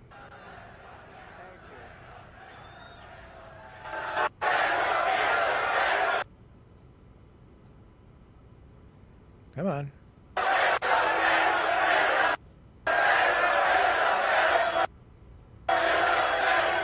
Well, thank you very much, everybody, and thank you, Angela, for that introduction. And I am truly honored to be invited here tonight as the first president in American history to address the Libertarian National Convention. Great honor. A lot of people ask why I came to speak at this Libertarian Convention, and you know, it's an interesting question, isn't it? But we're gonna have a lot of fun. Well, in the last year, I've been indicted by the government on 91 different things, so if I wasn't a libertarian before, I sure as hell am a libertarian now. And unlike Joe Biden, I don't throw people in jail for disagreeing with me. I don't do that. I want to thank some people that have been really outstanding, and they are great libertarians and great people. Ambassador Rick Grinnell, Senator Mike Lee, Kash Patel, and Senate candidate who's going to win from Virginia, Hung Cao. I also want to pay our deepest respects to the two young missionaries from Missouri, Davy and Natalie Lloyd, that were viciously killed yesterday in Haiti. It was a horrible thing, and I just want to pay our respects to their families. They're great families, incredible people, and it's a very, very sad moment. What happened was so horrible. So, to Davy and Natalie, please, thank you very much. I'd also like to express my gratitude to all the fierce champions of freedom in this room. You are champions of freedom. You are indeed. And I'm here to talk to you about the rise of left-wing fascism in the country and to need to defeat the corrupt and incompetent tyrant in the White House, crooked Joe Biden, the worst president in the history of the United States. He is the worst president by far in the history of the United States. In fact, I would say that Jimmy Carter is very happy tonight because he goes down as being a brilliant president by comparison. Everyone here tonight believes that we must fight for the same fundamental freedoms: freedom of expression, freedom of religion, freedom of the right to own a firearm, and freedom over taxation.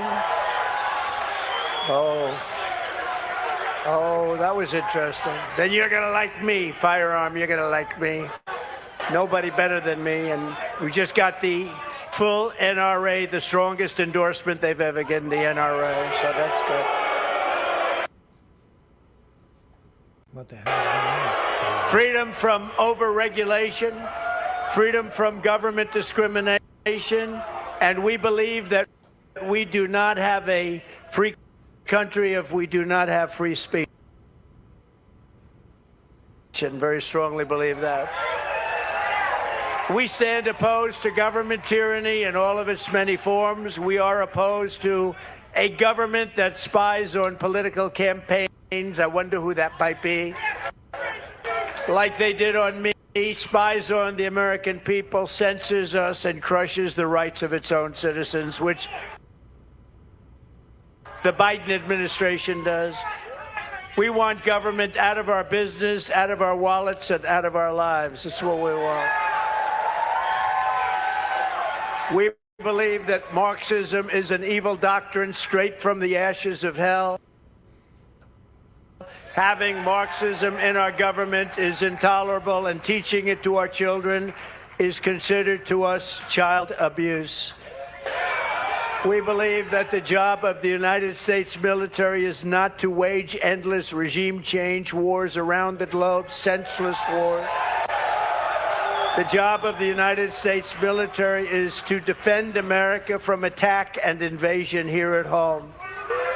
We believe that property rights are fundamental to a free society, and that Joe Biden's rampant inflation is a monstrous theft from the American people. It's a theft. We believe that the greatest threat to our country is not from enemies abroad. It's the tyrants, communists, fascists, and thugs attacking our rights and liberties from within. And above all else, we live by the words of the great American patriot, Patrick Henry, "Give me liberty or give me death."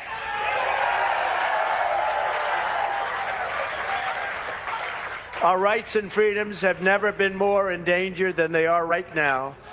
That is why I have come to extend a hand of friendship to ask for your partnership to defeat communism, defeat Marxism, and defeat crooked Joe Biden, who is destroying our country. He's destroying our country. We can be libertarian or anything else. This man is destroying our country.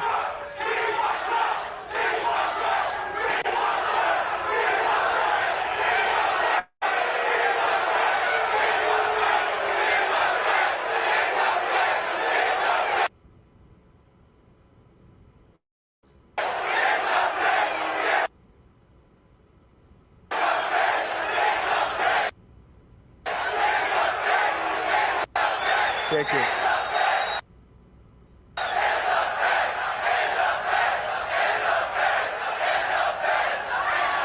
And by the way, why isn't Joe Biden here speaking to you tonight? You know why? Why isn't he? Because he can't put two sentences together. That's why he's not here. I'm going to flip over to another feed here. I think it'll be a little more stable here. Hang on. Picking it up on the other side here. Here we go. Crooked Joe Biden 4 more years. Today's radical left Democrat Party is not a Democrat Party of years ago, which still wanted big government, but at least believed in tolerance and free speech. Joe Biden's radical left Democrat Party is a fascist movement that wants to throw you in jail if you post a meme they don't like. They want to throw you in jail if you do something that isn't quite to their liking. What you're witnessing under Biden is a toxic fusion of the Marxist left, the deep state, the military-industrial complex, the government security and surveillance services, and their partners, all merging together into a hideous perversion of the American system. And that's exactly what it is. The fact is that Joe Biden is a threat to democracy. My mission is to liberate our nation from these fascist frauds and to rescue our democracy, to restore our republic, and to evict crooked Joe Biden from the White House so that America can be a free nation once again. He's the worst in history. The Biden regime censors its critics, spies on its opposition, takes away the bank accounts of U.S. citizens as an extra form of punishment, persecutes Christians and patriotic parents, and is currently trying to put the leading candidate for president in jail. That happens to be me. While imposing a strict gag order in order to keep me from talking about their crimes and their unconstitutional acts. They want to get rid of the First Amendment, the Second Amendment, due process, the right to a fair trial, and the right to counsel, all the while pushing wealth confiscation and waging endless and unnecessary wars all over the globe. Anyone can talk about defending freedom, but I've actually put everything on the line to resist these despots and these stuff.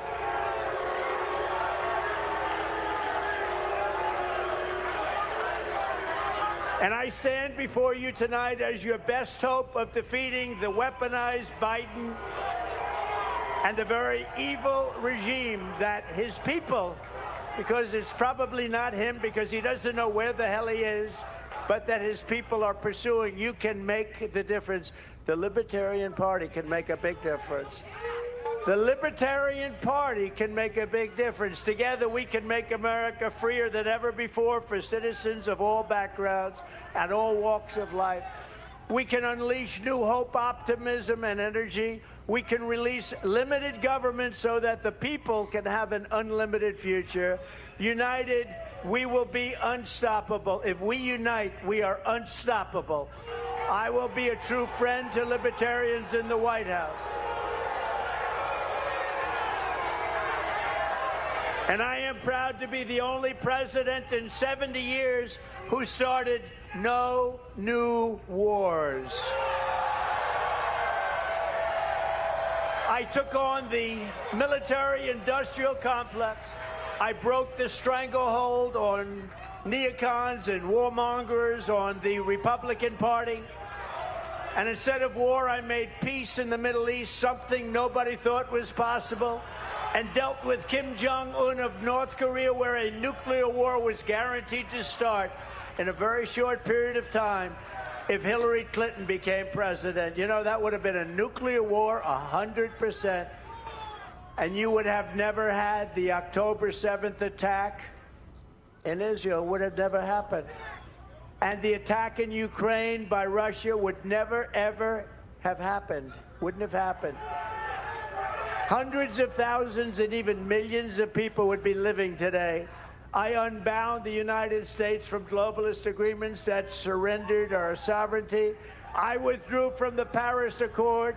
I withdrew from the anti-gun UN arms treaty. And I withdrew from the corrupt and very expensive World Health Organization. Not a good thing. I passed the most significant, and this is so important, but I passed the most significant criminal justice reform in history. And perhaps my proudest accomplishment is to have exposed the depth of corruption in the Washington swamp. Thanks to me, the entire world knows that the deep state is real, and the lamestream media is fake. It's fake.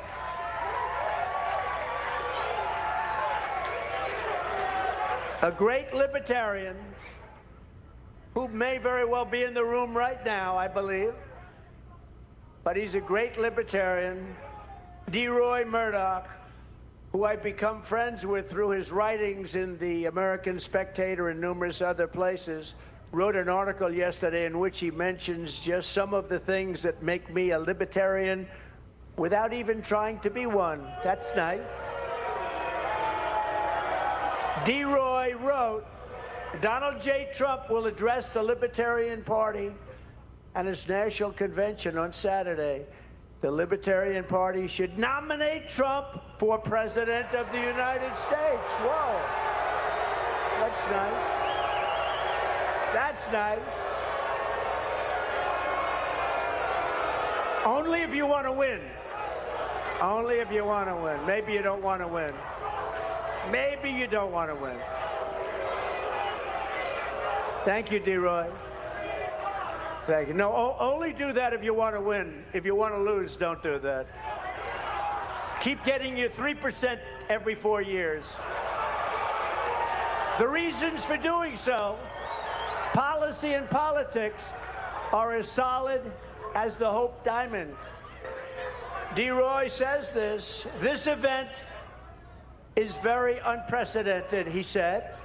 As the Cato Institute president, Peter Gotler, observed in Thursday's Washington Post, it will be the first time in U.S., think of this, first time in U.S. history that a presidential candidate of a rival party will address the convention of a party that is presumably gathering to nominate its own candidate. Now I think you should nominate me or at least vote for me, and we should win together.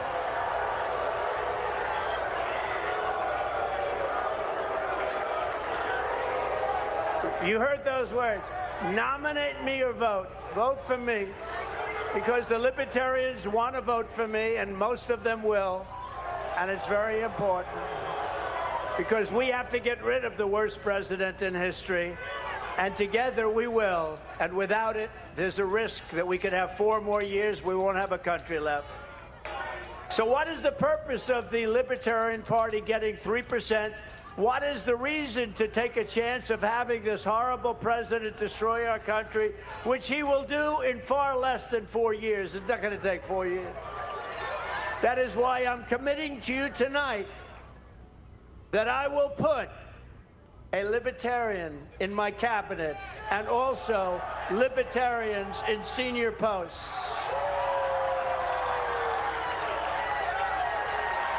Pretty good. That's pretty big.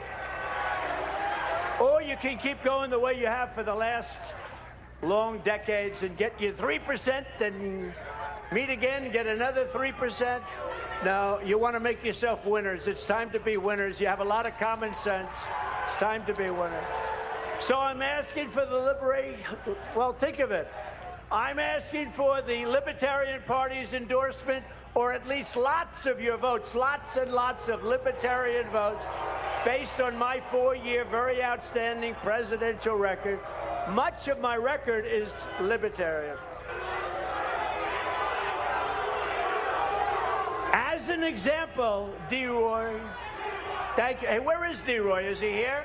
D-Roy, where are you? He's great. I like D-Roy. I've liked him for a long time, and he is a libertarian. Thank you, D-Roy. Thank you.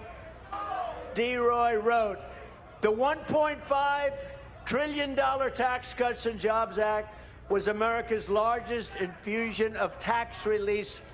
That's the largest tax relief ever. It sliced individual tax rates for all taxpayers and slashed corporate tax rates from a punishing 35% to a globally competitive, and much more than that, only 21%, way down. It was the largest tax cut in the history of our country. Now you can like it or you don't have to like it. Immediate expensing of business equipment and other reductions fueled the best economy that our country has ever had. For 4 years, we had the best economy our country has ever had. Black and Hispanic unemployment reached the best levels in history. Female joblessness slid to levels unseen before. Black poverty collapsed to record lows. And all of the things, income inequality shrank, and it shrank at levels we've never witnessed. Between 2016 and 2019, real median household income grew. These were the Trump years, 16.4%, the highest ever, to almost $10,000 per family. Think of that.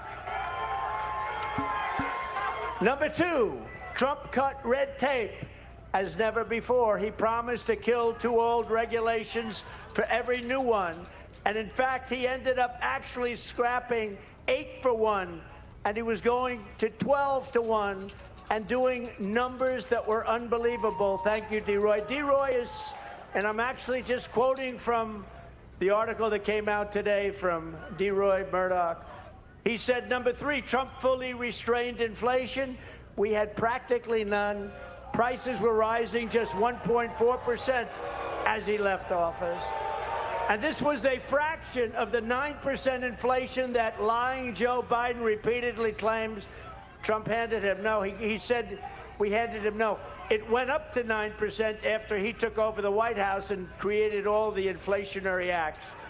He did a horrible job.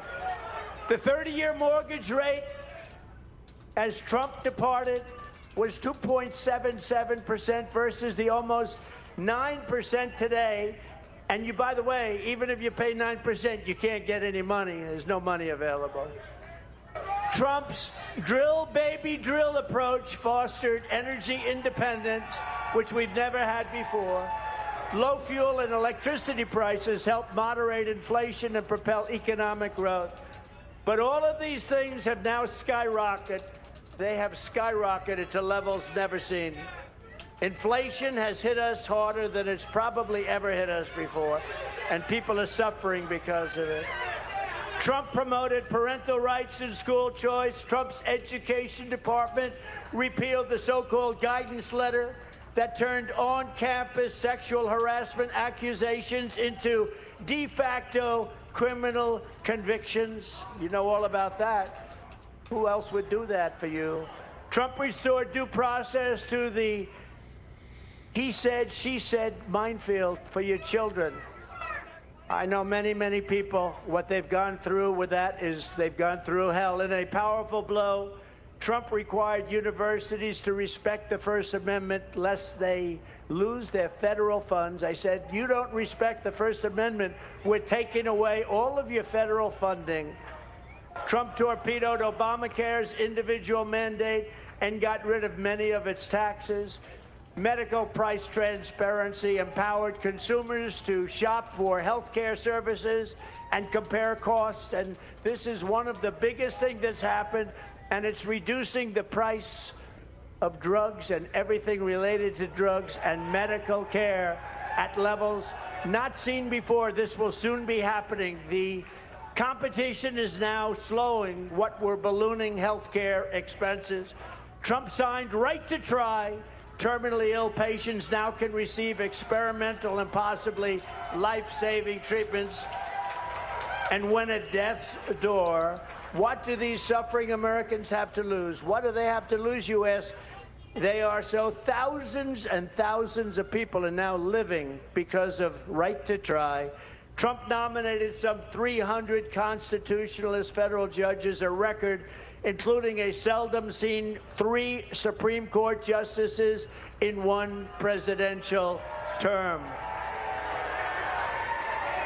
Very rarely seen before, if ever. Trump canceled and defunded federal diversity, equity, and inclusion programs and other state-funded racism schemes. The VA Mission Act, which Trump signed, lets military veterans receive federally funded medical care in the private sector if delays prevent their treatment in VA hospitals. In other words, if they're delayed, they can go out and get a private doctor. We pay the bill. They go out, they get a private doctor, they get better. People were waiting online for 2 months, 3 months, 5 months, 6 months, and not anymore. Trump signed a measure that streamlined dismissals of federal bureaucrats who abuse America's beloved veterans. He got NATO countries to pay hundreds of billions of dollars more for their protection. The only president who did so and substantially reducing what we were forced to pay. We got them to pay, other nations to pay hundreds of billions of dollars that they weren't paying. No other president was able to do that, reducing very substantially what we paid. During the Trump administration, we had peace through strength, no wars other than the complete and total destruction of ISIS. And DeRoy ended by saying that most libertarians would say this is a non-exhaustive roster of accomplishments like no other, that it truly shines. So again, DeRoy, thank you very much. DeRoy Murdoch, I appreciate it. We could not have written that better. And as you say, there were many other things we did that were quite libertarian also. So I want to thank you very much. That was a great article. Thank you. DeRoy Murdoch, thank you. When I return to the White House, we will break the deep state grip on our democracy once and for all. I did far more than any other president in that regard. As an example, I inherited James Comey, a terrible, terrible person from the Obama administration. And very early on, I fired him and lots of others at the FBI, in addition to thousands and thousands of corrupt and unnecessary people throughout our government. And now we are going to finish the job. We will root out the sickness that has taken over our Justice Department, our FBI, and other agencies. Our goal will be nothing less than the rebirth of fair, equal, and impartial justice under the constitutional rule of law. Since the day he took office, Joe Biden has worked to persecute political dissidents, including conservatives, Catholics, and other Christians and opponents of his weaponized state. Right now, the Biden DOJ is trying to put Christians in prison for 11 years for the crime of singing hymns. The moment I win the election, I will appoint a special task force to rapidly review the cases of every political prisoner who has been unjustly persecuted by the Biden administration so that I can sign their pardons or commutations on day one.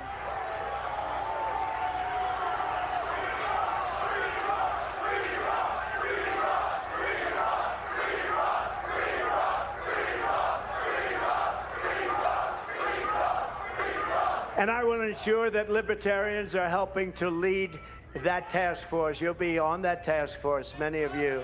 As everyone knows, it will be my great honor to pardon the peaceful January 6th protesters, or as I often call them, the hostages. They're hostages. There has never been a group of people treated so harshly or unfairly in our country's history. This abuse will be rectified, and it will be rectified very quickly. And if you vote for me on day one, I will commute the sentence of Ross Ulbricht to a sentence of time served.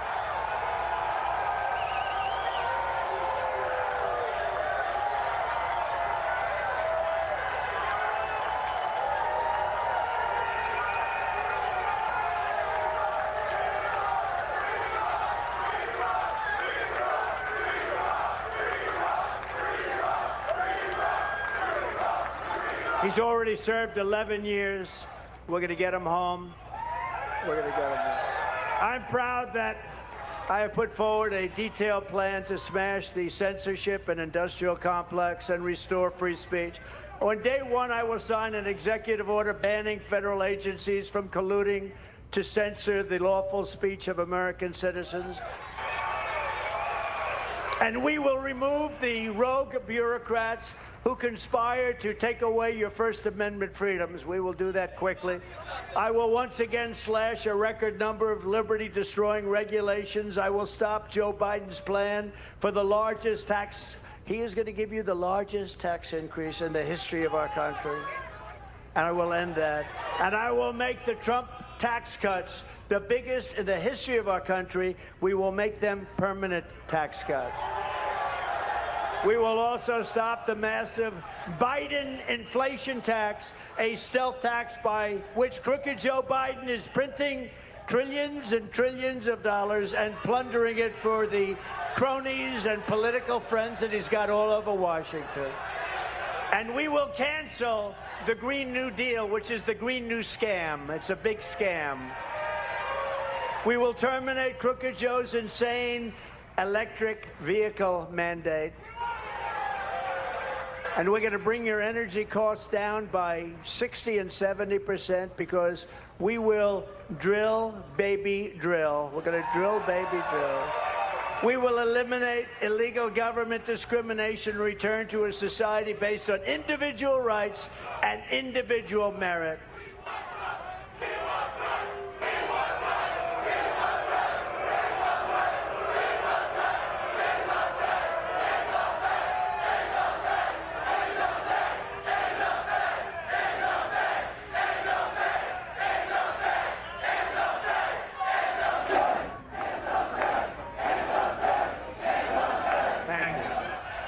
And I will also stop Joe Biden's crusade to crush crypto. We're going to stop it.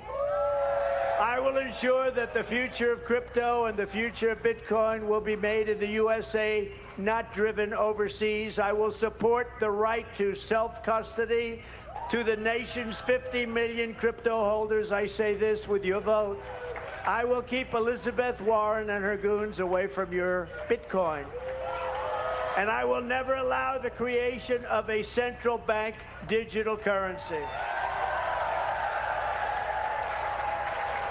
I will also immediately end the humanitarian disaster on our southern border. We will end it quickly. You cannot have capitalism and also have open borders because you will soon be turned into a socialist nation, then a poor nation, And finally, you will be a failed nation. By ending the border crisis, which we will do immediately, we will save freedom, prosperity, and capitalism in America.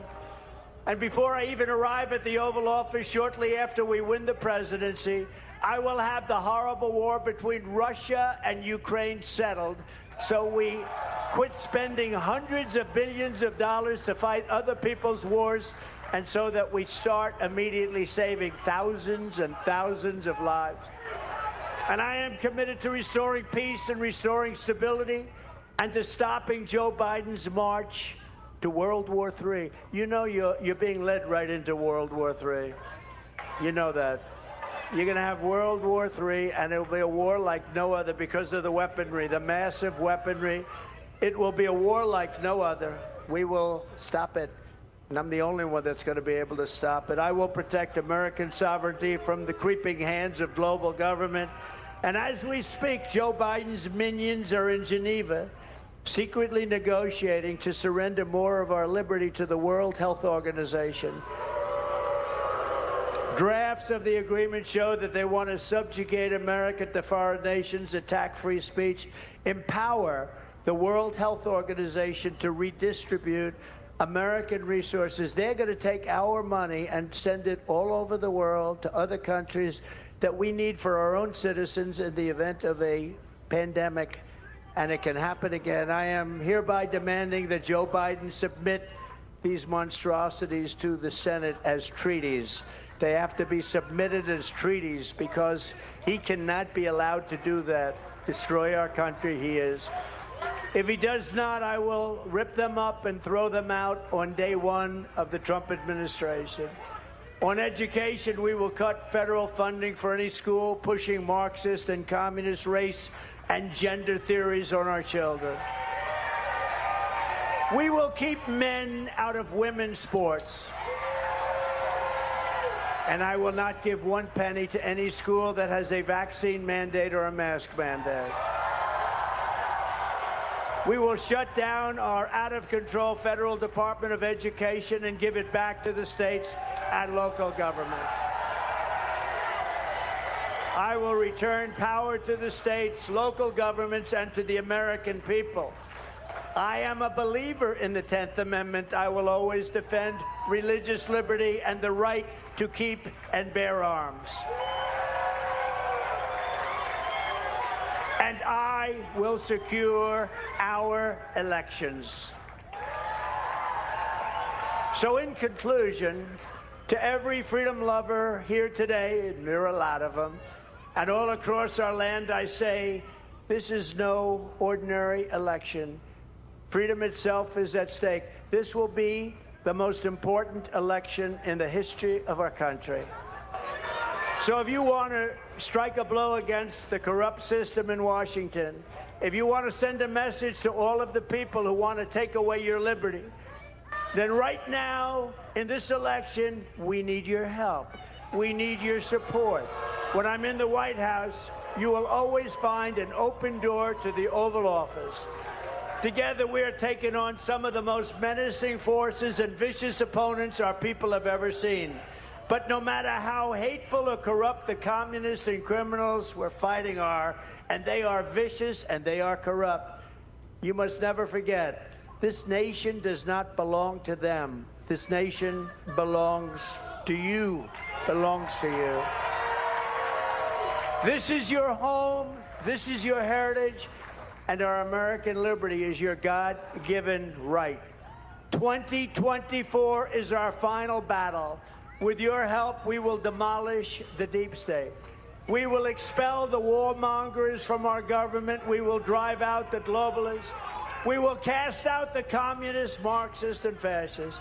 We will throw off the sick political class that hates our country. And we will drain the swamp, and we will restore and rescue our country from these tyrants and villains once and for all. Ladies and gentlemen, the great liberation of America begins on November 5th, 2024.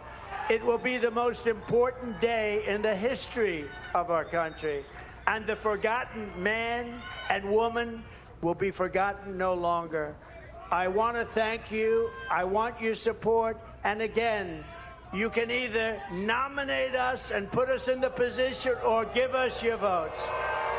I would say nominate or give us your votes, but we want libertarian votes because you stand for what we stand for, and don't waste a vote. And don't allow the worst president in the history of our country to come back and do the final destruction of America. Thank you very much, everybody. God bless you. God bless you. There you go. And we'll pull this audio down so we don't get a copyright strike, but I'll tell you, he was kind of sounding, to me, more like the old Trump in tonight's speech. He didn't get a lot of the personal attacks, that kind of rhetoric. He was very much focused on his platform, what he's going to do, the issues, talking about drill baby drill, oil, the wars, foreign policy, ending the war in Ukraine. I believe he could do it. I believe he could. I think any of them could if they put their mind to it, if there was the political will. Biden clearly doesn't want to. But he could forge a path to peace. He proved that he was a president of peace, a man of peace. When he was president before, no new wars. That was very true. Undeniable. On the economic front, yeah, he presided over a time when the national debt increased, but he was saddled with that pandemic. The economy was humming along. It was improving. The economy was better under Trump, and then the pandemic hit, and yeah, it wouldn't have mattered who was in the White House at the time. The economy ground down and suffered because of that and undermined the progress that had been made. I remember Rush Limbaugh sitting in his studio, speaking over the airwaves, saying, imagine what this presidency could have been had it not been for all the lawfare and the attacks coming from those people entrenched in the deep state. That was very true, too. Trump, I think, even as he got in there, because he was an outsider at the time, didn't really know what he was wading into. He had an inkling, but never would he have ever expected the level, the depth of the attacks that he was forced to endure and continues to endure. No president has suffered as much under the relentless attacks of a political opponent through attacks of lawfare and so forth as President Trump has. That much is very clear. And then, you know, as far as the pandemic went, his attacks, the attacks continued through all of that. I think he, in many respects, as Alex Jones has said, you know, I think he was blindsided by it and even tricked in some fashion. That's kind of where Alex Jones stands on it. And then, you know, I think he stated many times, even though he endorsed the vaccine and introduced Operation Warp Speed to make that available to people, and that is viewed by many as his political Achilles heel, he did always say that he was in favor of choice. And he kind of left a lot of the mandates up to the states. It wasn't stuff that was actually handled at the federal level. And that's why you saw differences from state to state to state in the way that things were handled. New York State under Cuomo, a disaster. Under DeSantis, a more creative approach, and things were not locked down. A little bit locked down at the beginning and then freed up. You know, under Kristi Noem, again there, she didn't lock everything down. And the outcomes were considerably different. A lot of people moved to Florida because of DeSantis and his freer approach. So, difficult times they were, dark times to be sure. And a lot of people I know would like to see him have a second kick at the can. denied his second term. No question about that. And election integrity is still an ongoing issue. Did you notice tonight that he didn't really touch on that? Election integrity? But he did talk about those political prisoners. And I would say this, I think that those J6ers, they need him. If anybody's going to pardon them, it would be him. And it would be his job to do it. It would be most appropriate for him to be the person to go in and provide that kind of justice, to free those people who engaged in the kind of activity that we've seen people from the radical left, the BLM groups, the Antifas, the people who set buildings on fire, caused mayhem in the streets. You don't see them, many of them sitting in prison. But after J6, yeah, a lot of people in prison, a lot. And I've seen people on both sides of the political spectrum calling for the release of those guys, those folks. Regardless of what your view is on it, I don't know if the punishment fits the crimes that may or may not have been committed in that regard. You know, and there's also no question when he was in the White House in the first part of his presidency, the economy was expanding, the stock market was on the rise. There was growth, economic growth. And yes, I know that the national debt increased in totality under Trump, but hey, every government increased their debt under during the time of the pandemic. It was a dark time. It was a challenging time. It was an unprecedented period of economic challenge. In order to keep people afloat, government money had to flow at the time. That's just basic Keynesian economics. And every government around the world engaged in that kind of economic bailout. And that wasn't just for the big companies, although they certainly benefited most, but that was just to keep everyday, ordinary, average people afloat too. We saw it in every country. Trump certainly participated in that. It undermined all of the progress, all the economic growth that had been achieved up to that point. And then after the pandemic, things did start to rebound, and Biden, I think, benefited from that, from the residual effects of Trump's economic policies. But since then, it's been a disaster. Biden and his taxation, his regulation, the unprecedented government injection of cash into the electrification of the auto industry, not just in the U.S., but in Canada as well. What a gamble we're taking now. And Trump still, very much focused on choice, and I would say that should appeal to libertarians on that front alone.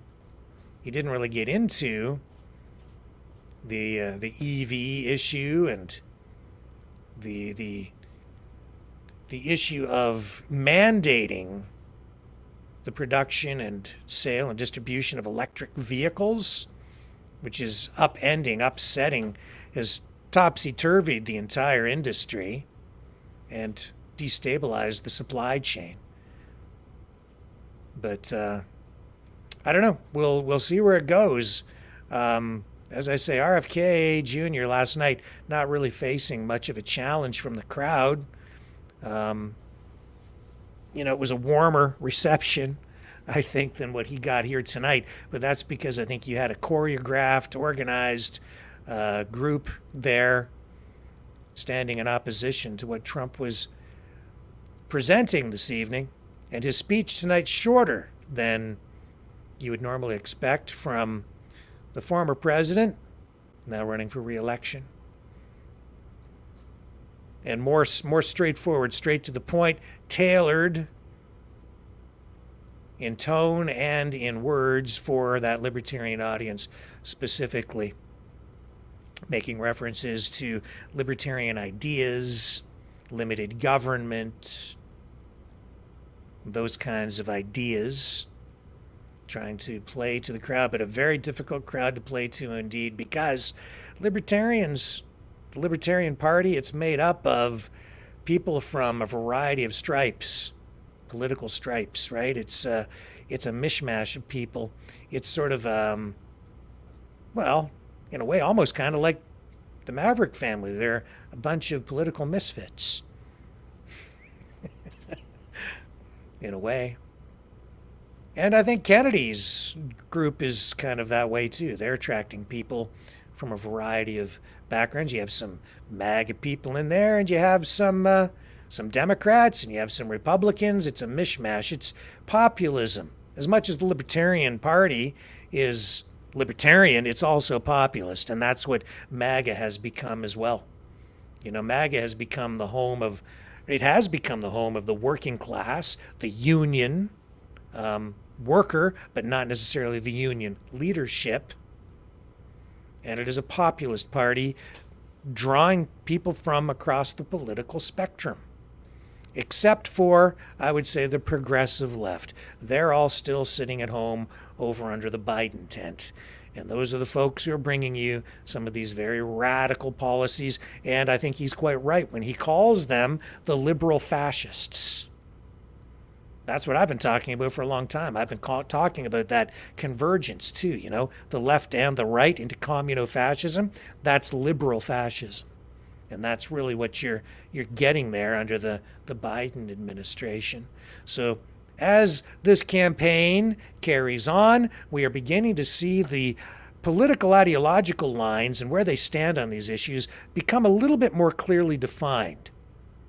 I think that's encouraging. I think people, as we get closer to November, will now be able to see with a little bit more clarity, day after day, where these candidates really stand on foreign policy, economic policy, health care, social issues, all of these different key areas that voters need to focus on and get clear in their minds where they need to vote in order to vote in their best interests. So I think tonight's speech was kind of unprecedented. To see a front-running presidential candidate, a former president, speaking at a libertarian convention and speaking directly to those libertarians, appealing to them, asking for their support, specifically, because he needs them, because the race is so tight. This, in many respects, could determine the destiny not just of the presidency, but the entire nation, at least for the near future. The libertarians. And there's Trump saying that he'll put libertarians into key positions within his administration. That's a pretty hefty offer. And I think he's got a point on the 3%. I don't think he meant it as an insult. I think he meant it as a slight of any kind. I think he's just stating the truth. The libertarians, election after election after election, they have a tough time getting their message out and getting people to come on board with them because, as I've often said, people like to vote for brands. You're going to vote Coke or Pepsi.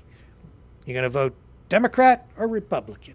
And that's why Trump has been so successful. He didn't just run as an independent. He didn't just run as a third-party candidate. He went in and he basically took over the Republican Party. So now he has that brand, and he's turned the Republican Party into the MAGA Party. He's transformed it. That's what Kennedy wanted to do with the Democrats, but just wasn't able to cut through the defenses that the people in charge there, the power block at the DNC, couldn't get past that. They didn't want him.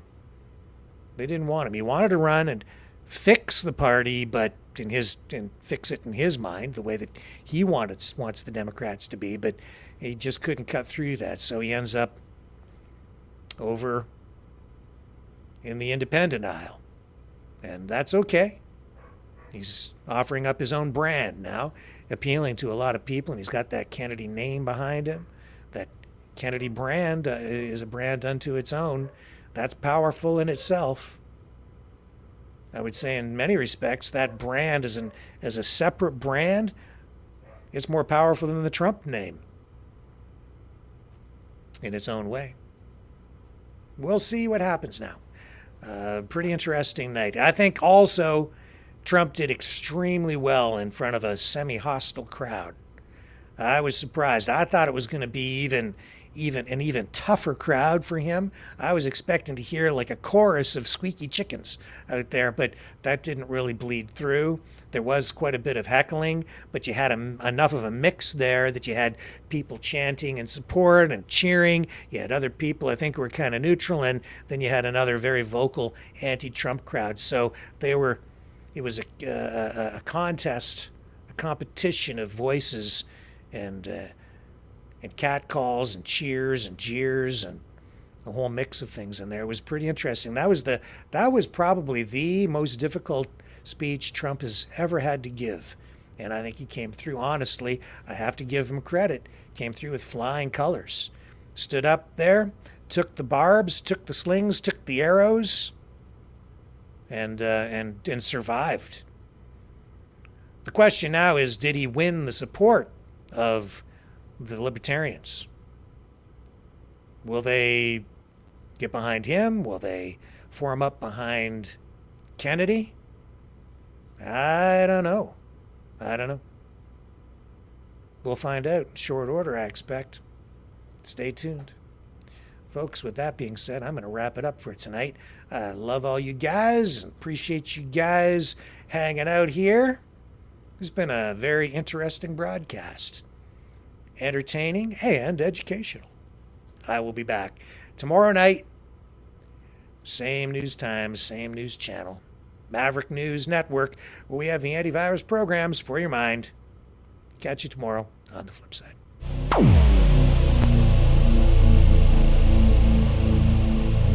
This has been a Maverick Multimedia production.